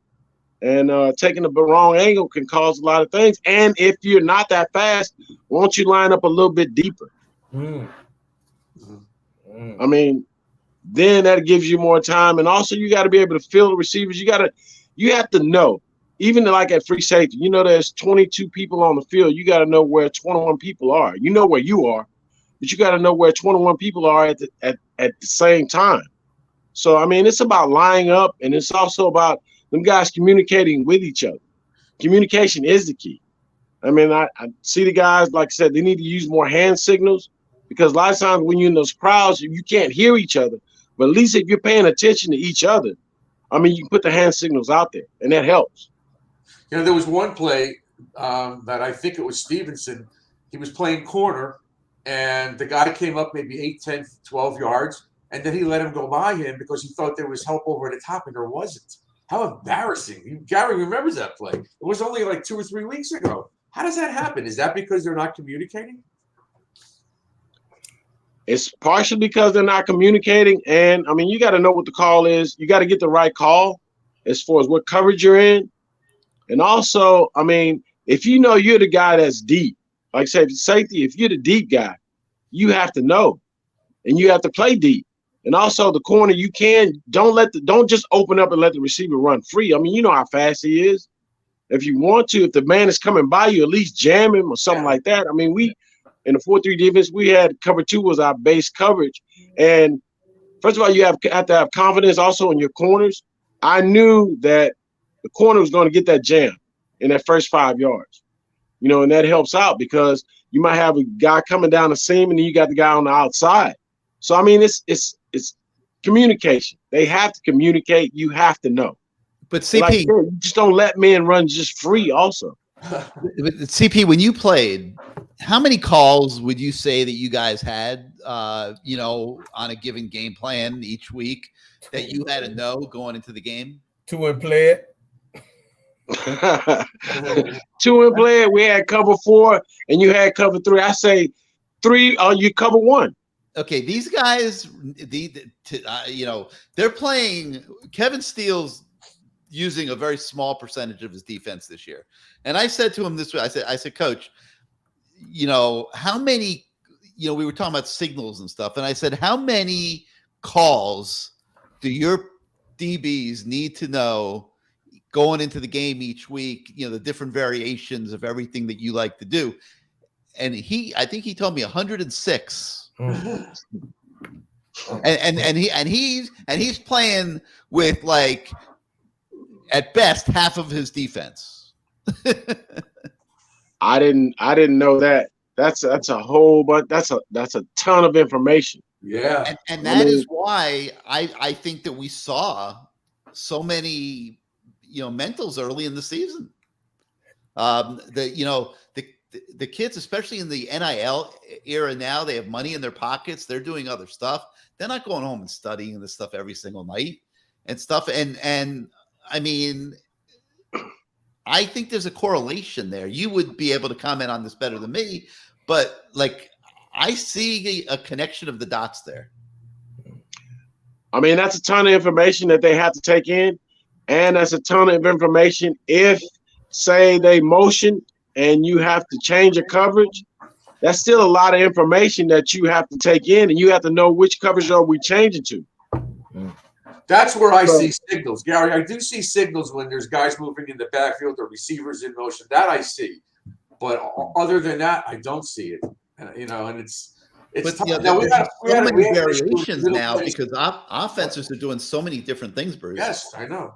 Well, we had 4 bombs against us in the Middle Tennessee State game. Now they had some really fast wide receivers. So if you're the defensive coordinator, are you jamming these guys, or are you laying back? Because we laid back, it seemed like against Clemson, and they were slanting us to death. So it's like you can't win. It's like, how do you win? We don't have the speed in the secondary. So what do? A soft coverage? And hope they just make mistakes. I mean, you can do soft coverage, but you still with soft coverage. If you're opening up the door, you're not trying to stop a receiver. I mean, passing is about throwing off timing. Yeah. And you're definitely not going to throw off any timing if you're letting the receiver just run free. I mean, that's why I love the fact that we did have cover 2 was our base coverage. Right. Like I said, no matter who was lined up where, I mean, we did have the linebackers to run underneath. If you had receivers in the slot and everything like that, it's just a ton of information. I didn't even know they had that many different calls and different signals as far as over 100. I mean, like I said, we had 4 base calls that we had, but we knew them like the back of our hand. Play those well, get those, play those well, and you'll be more successful than to try to throw all of that at these young kids at one time. We also had linebackers who could fly, and this team doesn't have that at all. So it's a big difference. The guys you had and the guys you had up front in the trenches, it's not the same. We don't have those bodies.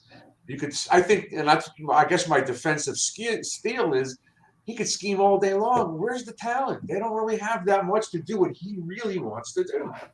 So it's hard. And he's dialed it back so much, Bruce. Yes, and he got to the point at Auburn, because he was there, I believe, 5 years or whatever, where everybody really knew everything, and he could run more stuff and put things in game plans every week than he can do right now with this team.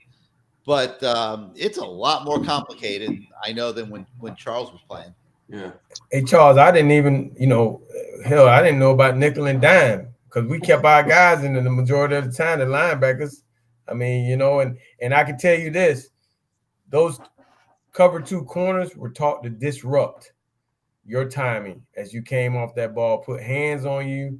Yep. They're gonna make sure that you as safeties, you can survey a lot of other things, and those guys were not gonna get up on you too fast or get down that seam. So I mean, they definitely were taught, but like you said, you only had 4 or 5 calls, 106 calls, a lot of freaking calls, man. Yep. That's a lot of freaking plays and on the offense too. Hey, Charles, I want you to what's your bond? Well, I can start by this. When you ran out the smoke for that first time, what was your feeling? I mean, like what was that like for you? That was the Florida State game. I think we ran out the same tunnel that day. I mean, I can't explain it. First of all, I mean, we had Phil Collins. I could feel it in the air tonight. And just the electricity, I felt there was enough electricity in that stadium to light up the whole city of Miami. That's a good comment. I mean, the energy just coming out. I mean, and you do the pregame and the stadium's not quite full all the way. But when you come out of that smoke, I mean, you come out and it's like a lightning bolt coming through you. And also you can just feel all the energy there, and you're excited. You're ready to play, but you're still like in awe. I mean, would you say the same, Lamar? I mean, I was in a sense in awe, like, oh my goodness, this is big time, and this is a big game, and I mean, it's a rival game, but that feeling was unbelievable. I mean, we both came out for the first time, but I mean, my mindset was entirely different than yours because you were playing that night. I was like, damn.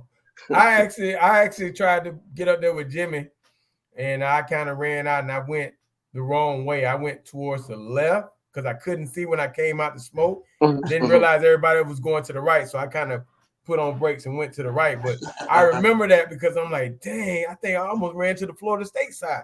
But it was just that whole atmosphere, that electricity. And I always told this story about being a freshman, talking to my dad, and him asking, hey, what do you think about the game? Because that was the game when they had Deion Sanders. He was a senior. And I said, man, they probably going to kill us, man. They had made the video.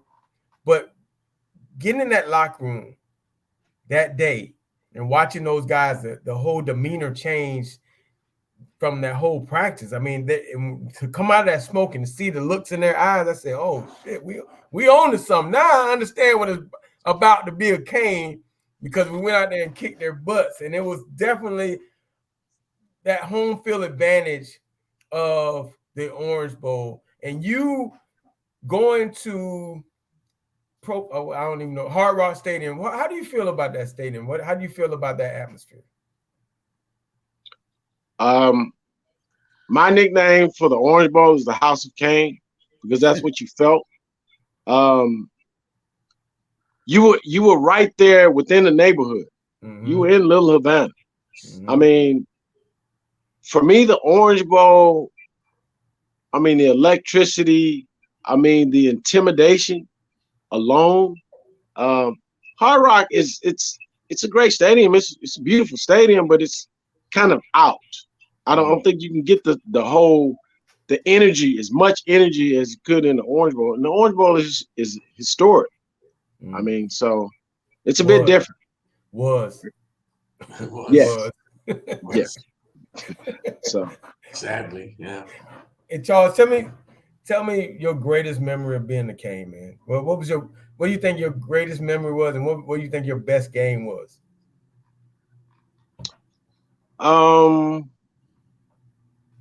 The greatest memory is the first time we won the national championship with you and I in '89 when we played in the Sugar Bowl. I mean, to wake up in the morning and to know you're part of the best college football team in the world. Yeah. I mean, I can't pick out just one game because you got the Florida State game, the first game ever, 31-0. I mean, that's a great game. Then you have when Notre Dame had to come down and we beat them after the whole ground calls and a fumble the year before. I mean, that was a great game. And also my last game as a Hurricane there. I mean, playing Nebraska and basically beating them 22-0 to add on to another national championship, even though we tied with Washington, supposedly splitting that. But I mean, every game was great. So I can't really just point out one particular game. And all the games were the best games because I was there participating as a Miami Hurricane. That's awesome. What would you say your best game was? Well, you got a lot more. You set records and everything. So I mean, I'm gonna talk about some of my greatest Charles Farms moments. No. Let's talk about. He's been rehearsing all day for this, Charles. Let's talk about. I see. Let's talk about the booze cruise that you made me go on before a scrimmage. A booze cruise that I made you go on. There's no way I can make you go. I can't make you go on anything. I can't make you go. I can't make you go on anything. You are of age. You were past 21. Somebody ran it across me. So I told you, I mean, as a roommate, I'm like, man, room, you want to go on this? I didn't know anything about it.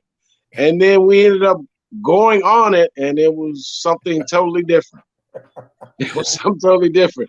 And we both paid for it the next day. God, Jesus. Gee, what was it? Oh man, it was man. We had a scrimmage that next morning. It was a lot of people in that huddle smelling like booze. I tell you that. Yeah.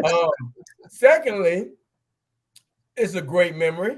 My first real spring break as far as taking a college trip. So we are coming back from the White House. We're going to the White House. And Charles, Jesse, and Kevin Williams, we took a road trip in 2 LeBarons, convertible LeBarons, to Texas. That was my first real spring break. That was the most awesome trip. We went to Houston. They went to Dallas. It was such an awesome trip. I've never been awakened with a 6-pack before in my life. That was the awesome trip, man. That's when you think of spring breaks, that was the coolest thing, because we I don't know how many hours it took us to get there, but I'm pretty sure we probably should have been arrested for the driving, the speeding that we were doing on that trip. We did run across another car, and they had Notre Dame stickers on it. So we ended up seeing them, and we were kind of back and forth, sort of racing. I mean, we did get back from the White House and our whole national championship. I mean, visit to the White House and everything. I mean, the cars were already packed and we were ready to go. I mean, it was awesome that I had a chance to invite Lamar to come to Houston and everything. And I mean, it was a great spring break. And also, I mean, we had just won the national championship. So, I mean, we were walking around. We were champions. So, I mean, that added to it. And, I mean, me being able to bring him to Houston and him being able to enjoy Houston. Enjoy Houston. Enjoy Houston. I enjoyed Houston. And thirdly, me and Charles Farm made a decision one Now, again, we had already won a national championship. We had been to the White House. We decided one morning after a night out, you know what, bro? Do we want to go back to the White House again? Fuck it. We'll go back. Bump it. And we didn't go. We turned down the White House trip. We didn't show up. I still think about that to this day. Like, what were we thinking, bro? We were going to the White House. We decided, you know what? And we went to that junk two years ago. We'll go next year. That was our mindset, man. Well, that was my last chance to go to the White House. I mean, I was a senior. I mean, you had another year. Of course, it's a great team coming back. Right. We kind of didn't. I mean, that flight, we didn't make that flight. That's all I can say on that. But we had a few things that held us back also. Yeah, yes, we did. Yes, we did, sir. Let's not speak on them. All right. Well, hey, man.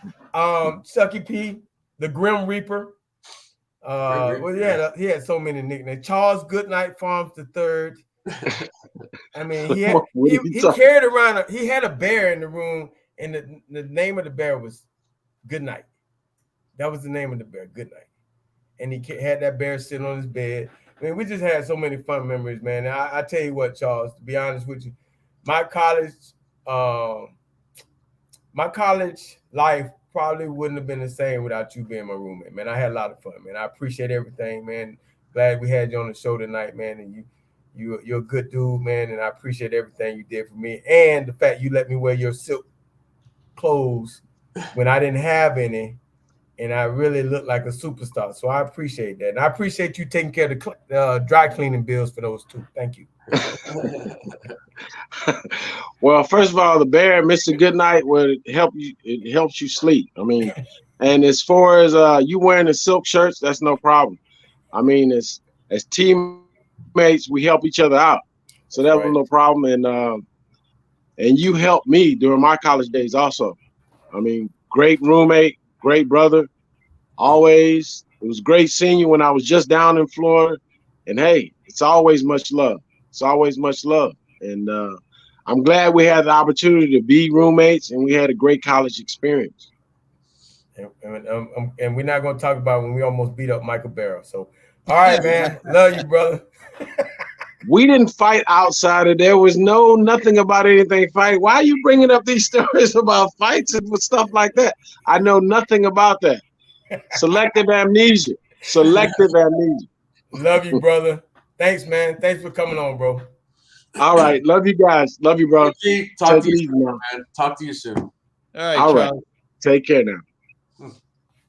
He really wore silk. Man, that dude, he had the best clothes in the building, man. That dude was, man, he came there suited and booted, as we called it, man. He had silk clothes, and I'm just a green old kid from Gainesville, man. I don't know about dressing up, but boy, when I got in that boy closet and I started getting some playing time, boy, you couldn't tell me nothing. You know what I'm saying? At first, I gotta admit, when I would go out, I wasn't dressing like that. But I got into his closet. Now his pants were a little too small for me, so I had to wear them down. I had to wear the shirt out and wear them down on my waist a little bit. You know what I mean? So high waters weren't in back then. So, but he still dresses like that. He's still every day on Facebook. He's got a new outfit with the chains and stuff and the hats. He's still doing that. He's funny. He's sharp, and I appreciate it, man. He made my life in Miami. I picked the right roommate because I damn sure ain't have no clothes and no style. So Who's your other roommate? Who was your other roommate? We had Michael Barrow and Carlos Etheridge, who ended up moving out, and Mike had a room by himself. So it would be me and Charles going at it with Michael Barrow all the time. And it was crazy because one time Mike, and I think I told this story before, he kind of deboed me into trying to cutting his hair. He said, "You gonna cut my hair?" I said, "All right, bro." So we was a party that night, and I cut his hair, but I left a circle in the middle. He looked like a Hare Krishna or something. And he went to the party, and everybody was like, "Hey, man, what's that in the middle of your head?" So he chased me all night long in the party. And I laughed. He said, "How much I owe you for this haircut?" "No, it's free, bro. It's free." That is a funny story. Oh, man. Hey, on that note, let's take a second and let's hear from our friends at CaneSport. Welcome to CaneSport. Family owned and operated since 2010, CaneSport has all latest merchandise for the Miami Hurricanes, Miami Dolphins, Inter Miami Soccer, and more. Come visit us at our store in Davie on University Drive, just south of I-595, or online at caneswear.com. CaneSport, the spot Miami fans shop. So these guys on YouTube, Lamar, they're going nuts over here. So let me try to go down some of these comments and we'll give them some love. Give Richard Hill some love, man. I will. I'm going to go down, but let me start with this one. Rob Likens, Lamar. Miami-Dade 305 wants Rob Likens as the next OC at Miami. I would say that if Mario's going to change OCs, he has to shoot higher than that. Your thoughts? Yes. Well, first of all, I don't like to speak on. I did last year. I said it last year. I don't like to speak on guys when they're still in the building. The guy that's in there, Coach Gaddis. He's a man. He has a family. And does he deserve another year? I would say, yeah, give him another year. I mean, he has to evolve just like those players have to evolve. And, you paid the guy a lot of money. What are we just throwing away money now? Who are we? You're not giving the guy a true chance. Let him do his thing and see what happens next year. I mean, this year has been bad on all levels. Every position I could say, other than the punter and the kicker, so give those guys an opportunity. And let's see where it goes next year. And now he has to develop an offense. So you have no excuse. If you can't do it, then you're gone. But I like Coach Likens now. Likens my guy. I enjoyed the communications with him, just like I enjoyed the communication with Coach Gaddis. I think they're two very good wide receiver coaches. So, but I'm not going to speak on that because, again, I think the guy deserves an opportunity. I've been the same all year. I haven't really wanted to go there. Obviously all the fans have been calling for Gaddis for weeks. But it's like you're just throwing away money, man. I mean, like a lot of money. Who are we? You don't even know this guy's contract. I would say as a coordinator here at the University of Miami, it has to be, I would think, over $1 million. Okay. I think it was 3 years, 1.5 per. Yeah. I mean, so what are we just throwing it away? We just giving the guy free lunch? Make him earn it. Shit. I mean, can we afford to do this again, Lamar? Yeah, that's what I'm saying. That's a good question. Can we afford to do this again? again? They afford to do this again if this is the real deal that you're going to get? The money's nothing. They can't do this again. To take that chance. Yeah, you're right. You can't. Can you or no?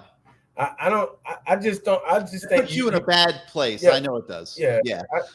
That's a tough one for me. But that's a tough one. It's a tough one for anybody. It's a tough one for me. Like I see all the problems: O-line, receivers, quarterback getting hurt, quarterback not adapting to the offense early. Play selection, scheme, red zone offense. It goes on and on and on. Bruce, you're right too. So do we get rid of Maribel? I mean, he's an excellent coach. It's just not. He doesn't have the clay to work with to mold anybody. He's got guys that have been here for years that haven't done a damn thing. He's got a young kid that's playing here now. He got Zion Nelson hurt. You lost Clark for a while. You lose Rivers. What do you expect from him? And I agree with everything you say, but everything that he's dealt with, Josh Gaddis has dealt with too. So this is not as black and white as everybody in the fan base thinks that this is. I mean, I see 9 yards of offense at Clemson in the first half, and to me that trumps who's playing at left guard. You know, that tells me this is a bigger issue. I was going to ask Ryan, but I forgot because Ryan was a screen guy. And it's beyond screens. And it's not from screens when the pass rush is coming right at you. It's beyond screens. Beyond me. And it's beyond who's at left guard. Okay. When you only can put up 9 yards of offense. It's a lot. It's a lot going on. It's a lot. So get those guys another year and we'll see where it goes. I mean, I don't think they can afford it. It's a tough decision for Mario. It's a tough Mario in here because he can't let this happen again. Here's the thing that for Mario, he has to say I was wrong if that's the case. Yeah, okay. And a lot of coaches aren't. Well, we know him. He'll say he's wrong. He's not afraid to admit he was wrong. He's not. No, he's done it in the past, but I mean, he's in a better position than any of us are to know whether he's really right or really wrong. He's in there every day with these coaches. Right. I mean, he knows. Can't be happy with this. But he knows if it's really his fault, not his fault, I think. Well, all right, let's move on to this subject, which is a little bit easier to discuss.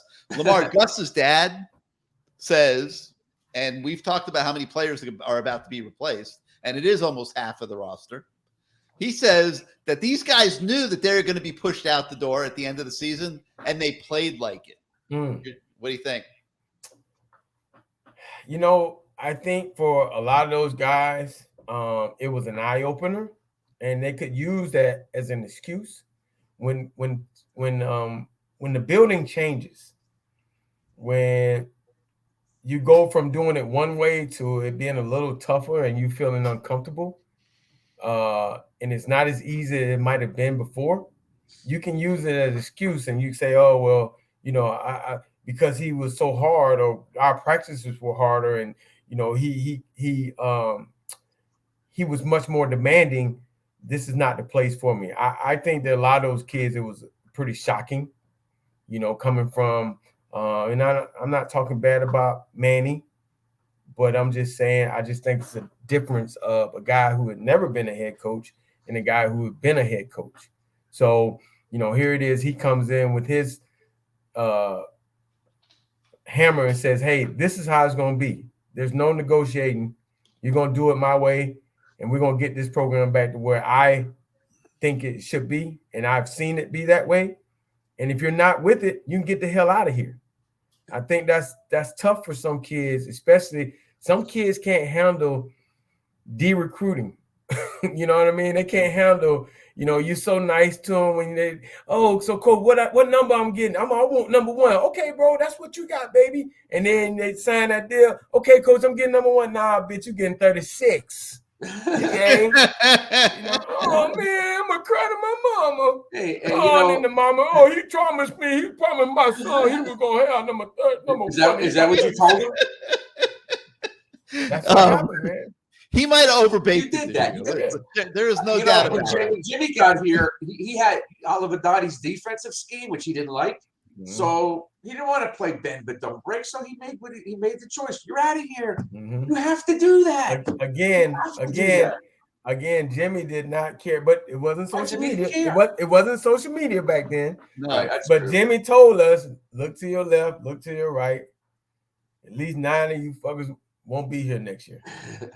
And there's no question Mario may have overbaked it this year, but he knew what he was doing. He didn't care. He's setting, like you said, a foundation for years to come into how business is now going to be conducted in the University of Miami football program. Why should he compromise, Gary? He's been successful. There's no reason to compromise. He's not going to compromise. You'll never see Mario compromise on that. No, he will. It's his way or the highway. He will not compromise on that. And by the way, I don't know if you guys saw this. Manny Diaz is a candidate for the Broyles Award this year. How about that? And defensive coordinator of the year in college football. How about that, huh? Again, like we talked about before, if he would have taken another job before the University of Miami job, at a lesser job like a Temple or a Rutgers or something like that, I really believe that the guy would be up for the University of Miami job in a couple of years. But this was a job that he took, and it was just too much. He like putting a quarterback in the game that's not ready. I mean, it's Randy. For Randy, the same thing happened. Same thing. To get that first job and you're getting it here? Yep. This ain't a job for a first-time guy, man. But Randy didn't have the funds to get the people he wanted. He was really handicapped. This job eats all these guys alive, man. It eats them alive.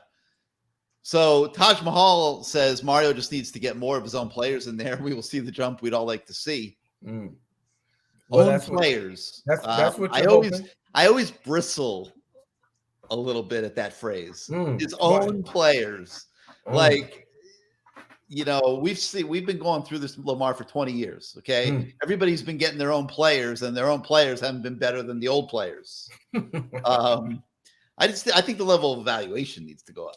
Well, he also has Alonzo helping him with the evaluations, and that's a big difference that these other guys never had. So he's got multiple sets of eyes on these kids.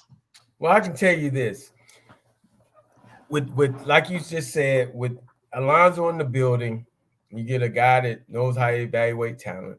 I think for a lot of these recruiters, and I can only speak on myself recruiting against Miami, it hasn't been, what's the word I'm looking for? I mean, to not recruit Lamar Jackson until the end, it was like, what are you guys doing down there, what are you bro? Thinking? Why aren't you guys covering your bases? The guy, Central knew about him. He put on a show against Central the year before in the first half, and everybody's like, who the hell is this?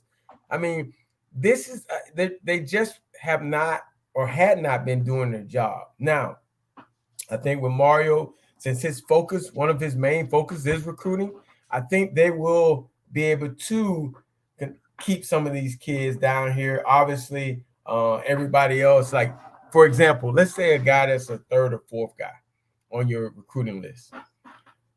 He might be a 1 or 2 guy somewhere else. We're not going to be able to get him, especially if it's an NIL deal for those guys, So, but I think as far as recruiting wise, Mario, he really cares about recruiting. He loves it. It's something that he hangs his hat on, and he wants to get the best guys. And now they just have to continue to develop guys. Yeah. It's one thing to recruit these guys, but that kid Kamari, he's a good athlete. I watched him play last year at Lake Gibson. Maybe he's gotten better this year, but that guy, it's like me or Ryan McNeil as freshmen out there playing. You can't expect him to go out there and be a world beater as a freshman. He has to develop. He has to get stronger. He has to understand what college is about. And as a freshman, the world is moving fast. Yeah, and he needs to get stronger. That kid's rail thin. He's real thin. And Gary had I don't know if Gary was a poster or somebody made a comment. about Alonzo talking to this 6'6" wide receiver it's in the portal now. Yeah, that was our story. He was in awe of talking to Alonzo. Yeah. That's what you need. He was in awe of it. We had that story today on CaneSport. Yeah. In the meantime, the Revenge of Charles Farms. Okay, look what popped into.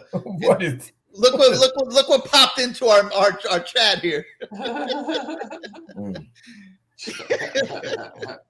Wow. There was a few of those I saw.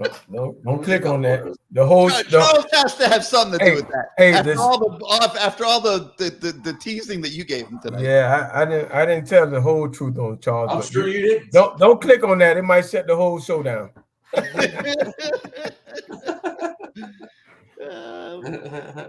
Your buddy Crown Writer, he says the tight ends have been disappointing. He wishes Brantley had played more. Brantley is probably going to end up in the transfer portal. Yeah, he's going to be in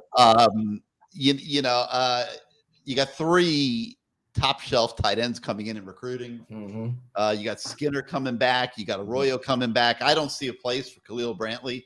If he's smart, he's the first one in the portal, in my opinion. Right. I hope he's getting good advice. Of Rooster, or you don't want to name names. You just did, but Cran also wants to know who he thinks the quarterback's going to be next season. I think it's going to be Tyler Van Dyke. I agree. LT, what do you think? You agree? I think this kid is going to go out there and play well in this pit game, and it's going to be a great battle for quarterback next year. Jakari? Yes. You notice I stopped short of saying he was going to win. Is Van Dyke out, or we don't know yet, Gary? We don't know yet. Yeah, we don't know. I'd be shocked if he plays. You said that. You told me. Yeah. I mean, I'm watching him flip medicine balls 4 days ago. So Rashad Mitchell is making the point that we've talked about all year, Lamar. Mm-hmm. Do these NIL deals take the hunger away from the players to put in the extra hours, to put in the time with their playbooks at night to be great? I'm not there. I'm not one of those kids, but I can only speak on just hypothetically, it's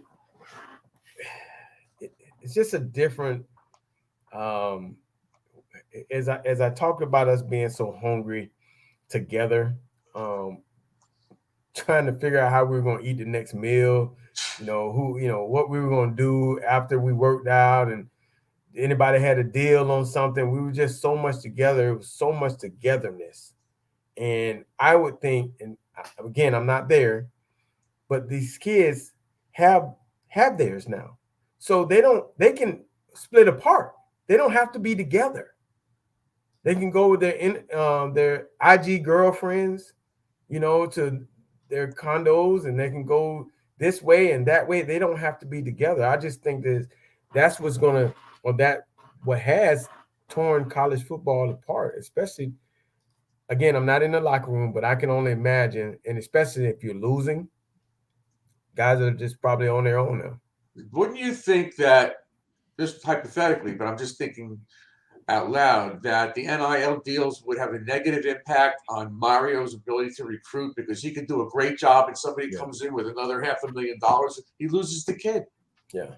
In the past, that would probably never happen with him. Well, no more. It's not about the mouthpiece anymore. And especially with parents driving some of the wagons, these parents, hey, we got to get the most money we can get. And so the kid is forced to go somewhere where, he probably not going to play, but the parents and everybody else is going to get taken care of. So it's just a sad thing of college football. Yeah, I think Mario and his staff is doing a hell of a job getting the. They are. And if they can hold on to these kids, man, it's going to be awesome. And they've had a lot of parents on campus this year, more than I've heard about in a long, long time. And that's why it appears to me that these kids that have already committed, they're going to stick. And they think the whole family's involved with this. Well, the families are involved at all levels, too. Yeah. I mean, it's a different world right now. Yeah. Maybe change NIL deals to production incentives. Is he onto something, Lamar? I already told you my thoughts on the NIL. If I could pass, if I was the president of the NCAA, I would come in and say, all right, darn it, all you guys that got your NIL deals, you keep them. But from now on, here's how it's a new sheriff in town. And this how I'm gonna run it. Do-do-do-do-do-do. All right. So if Joe Smo gives you $500,000, it goes into your account, but you can't touch it until you graduate. And if you transfer, it goes back to Joe Smo. Well, that's an interesting idea too. That's an incentive, man. But based on what Crayon's saying here, man, Luther was onto something, man. With his old school pay for play, you know. Yeah, that was old. That was a long time ago. It wasn't that big of money. It wasn't that big. It was just a couple dollars here and there. But you know, I just feel like not the bounties. Those bounties were a little bit better. Well, I was on offense. You were on offense. We had crap block bounties, but you know, they wasn't as lucrative as the big play bounties. Just knocking out the rocket. But understand this. You had to win the game. Mm-hmm. Because here's the deal. If you think about how many did you lose in that area? This is what I found out as I went to the clubs in my silk shirts. Your silk that were Charles Farms. Charles's short when pants. I walked around, I would see certain gentlemen, and they would have entourages, and they would say, "Lamar Thomas, what's up, baby? Great game." I'm like, "Yeah." They like, 2 touchdowns, bro. I'm like, "Yeah, man. Man, I won 50 stacks on y'all today. That's 50 grand." I'm like, "Dang." It's like, "You good?" I'm like, "Nah." Here you go. Boop, boop, boop, boop, boop. Thank you, sir. When you win, they gave you stuff because they won a lot of money betting on you. So the money that was given out, at some point I told my parents, hey, they were sending me $50 every month. I told them, y'all can keep that. I'm making plays now. Keep that money. Say that on gas money coming down here to see me. Because the more you won and the more plays you made, people, you know, they bet on you and they enjoyed giving you part of the process. And I enjoyed it too. And I thank all those people. Yeah, I'm sure you enjoyed it. All right, Bruce, closing thoughts from you? Win on Saturday at all costs. I don't care what it takes. Yes. Play hard. Don't just throw in the towel. And if we make a bowl game, that'll be great. And I think, and then I just want to win. I can't stand. I wouldn't want to be in this offseason 5-7, LT. I just don't want to hear it. I want 6-6, and a bowl game is a lot better than 5-7 and no bowl game. And then let's trust Mario to make the right decisions and go from there. I guess if we're going to do a show next week, yeah, we will do some real final parting shots because we'll know what the record was. But happy Thanksgiving to you guys. Happy Thanksgiving to the Canes fans. Be safe, and we'll see you guys Saturday. LT, all right, Bruce. your man. All right, Bruce. Gary, I'll talk to you later. As You always. got it, man. All right, LT. I'm sitting here trying to think what I should throw at you word association wise tonight. Let me start with Pat Narduzzi, the coach of Pitt, coming in here, trying to ruin the Miami Hurricanes season worse than it's already been ruined by taking away a bowl berth. What are your thoughts on the state of the Pitt Panther football program? Well, I think for Pitt, this will be a nice feather in the cap. You know, they've always tried to come down and get a couple Florida kids here and there. And they've had some good success getting some kids out of Florida, some speed guys. But this will be great for that program to be able to, anytime you get a team on the ropes and this game means that they're not going to go to a bowl game, it's always a beautiful thing. I had that happen a couple of times when I was at Louisville crushing Kentucky, and they were like at 5 and whatever, and they couldn't get that last win. And it was so awesome because you could just see the looks on their face, and you knew that you were going to get your bowl check, and they were. So it's something. I mean, it means something to you. I mean, they're not trying to be mean, but you know, this could be good in recruiting. The state, you know, you get players from down here and say, dang, that's right, Pitt beat them. Let me go check them out. So, I mean, it's good for Narduzzi and those guys, and they've always played hard. But this is a game that I'm pretty sure they're saying to their players, we have a chance to make them go fishing early. Let's No go. doubt. I'm going to go a little outside the box here. All right. And, you played, I think 8 seasons in the National Football League, so you're going to be able to relate to this a little bit. If I say cut day, because that is what is upon us at the University of Miami. Cut day is coming up. This is the last exhibition game for everybody that wants to be on the team moving forward here Saturday. And then we are going to have cut day. Your thoughts if I say cut day? Well, I mean, if you put it that way, I mean, I guess it is. Obviously, some of those guys have already cut themselves and they're out the door anyway. And some of these guys are auditioning for a spot on the team. And, this game has some there's a lot of underlying things that are going into this game, not only trying to get a win, but for some of these kids, this could be their last moments at the University of Miami.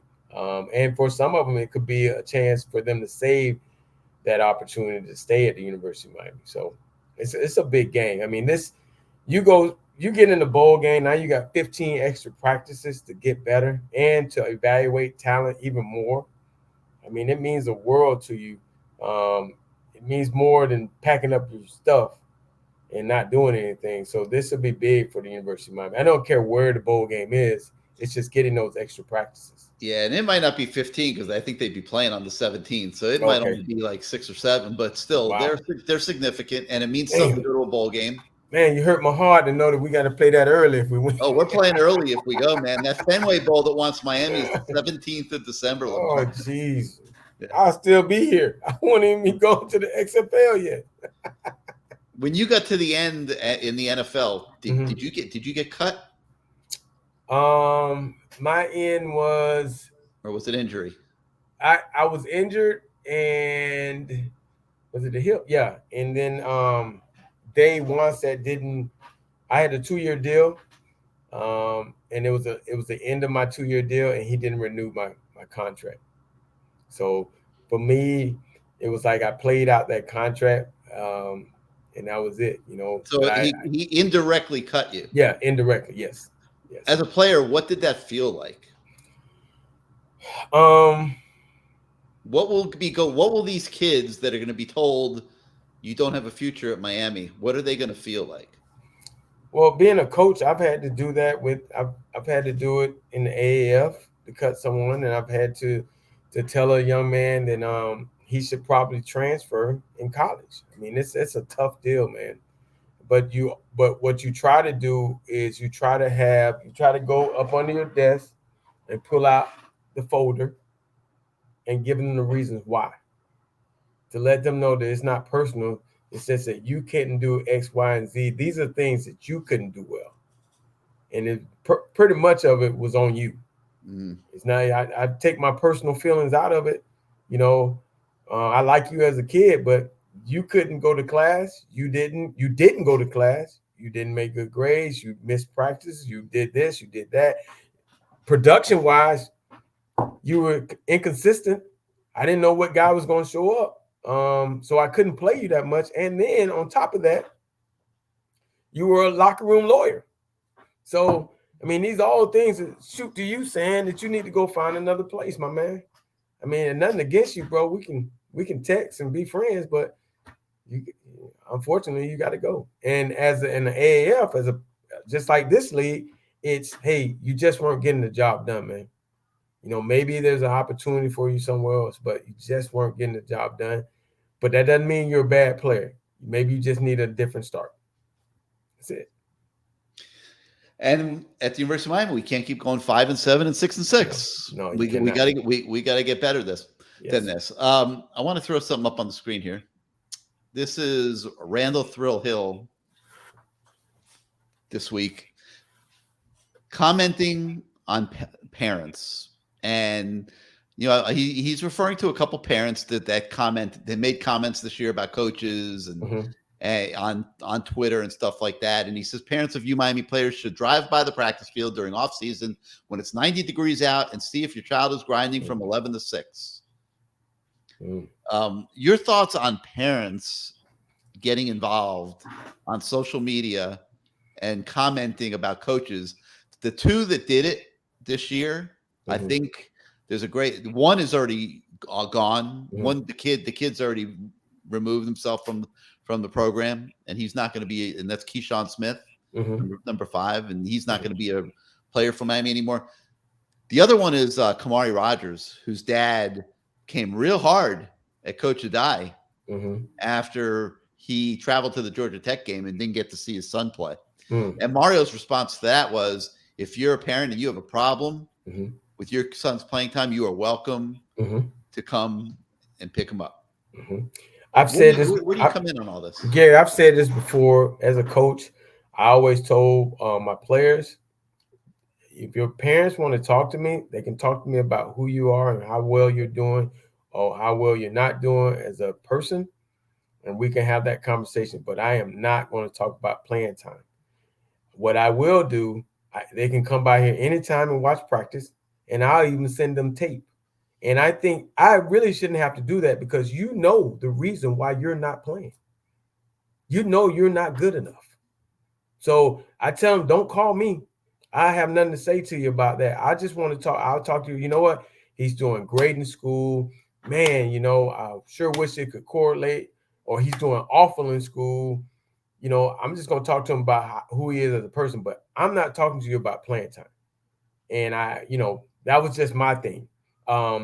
These parents nowadays, that's what they're into. My parents, I don't even know if they ever talked to my position coach, because there was really nothing to talk about. You just show up to the games and I'll tell you, if I'm to be playing, I'm going to be playing. But, it's just a different age, man. Because of social media, these people feel like they can say whatever they want to say to you. It's out there. They just feel like they can get close to you now. And it's a different age, man. Anybody can say anything to anybody with the social media now and have no repercussions. They can go under an assumed name and say whatever they want to say about you. And it's just a different age, Gary. This is a scary age. Craziness. And let me finish tonight with Mario Cristobal. Mario, again, I know this hadn't been the year you wanted, but silver lining to it, you can win this game and go to a bowl game, get a couple more practices, or you can start the cut day process, and try to rebuild this thing. But the most important thing I think about this whole cutting process and all this is that you're going to have to build a culture. You're going to have the right culture in that locker room, or you're going to end up being the same. I don't care who you bring in. If they're all not together, they're not a team. As soon as negativity happens, they're going to all go to certain ways, and it's going to be the same thing over again. So somehow, some way, he's going to have to bring in the right guys with the right foundation, keep the right guys that understand and know what his visions are as far as how he wants to run this team, and they pass it along over the team. Very well said. All right, LT, well, happy Thanksgiving to you and the family. Yeah, I'm about to eat me some turkey, baby. I was going to say, I know your mom's over there down the road cooking away, getting ready for the big feast tomorrow. We want to wish everybody watching a happy Thanksgiving, and thank you for joining us for the show. We want to thank our sponsors, CaneSport, big Black Friday specials. Lamar told you about them earlier. If you didn't hear about all of that, just get yourself to caneswear.com the next few days. 40% off on hurricane stuff. Off hurricane stuff. So great time to take advantage of that. Law office of Christine Rosendahl, Esquire, PA, 561-512-6199. Christine Rosendahl, ESQPA at hotmail.com. The lady with the black card that will get you out of jail if you're ever in a bind. Not a bad thing to have in your wallet. Give them a call. Tell them that Lamar sent you, and that you want one of those black cards, just like Lamar. We will be back next Wednesday night with the next edition of the Lamar Thomas Show. So we will see you guys then. Until then, I'm Gary Ferman. He's LT. Go Canes. And Canes. hopefully we'll see a bunch of you guys at the stadium on Saturday. Good night, everybody. Happy Thanksgiving.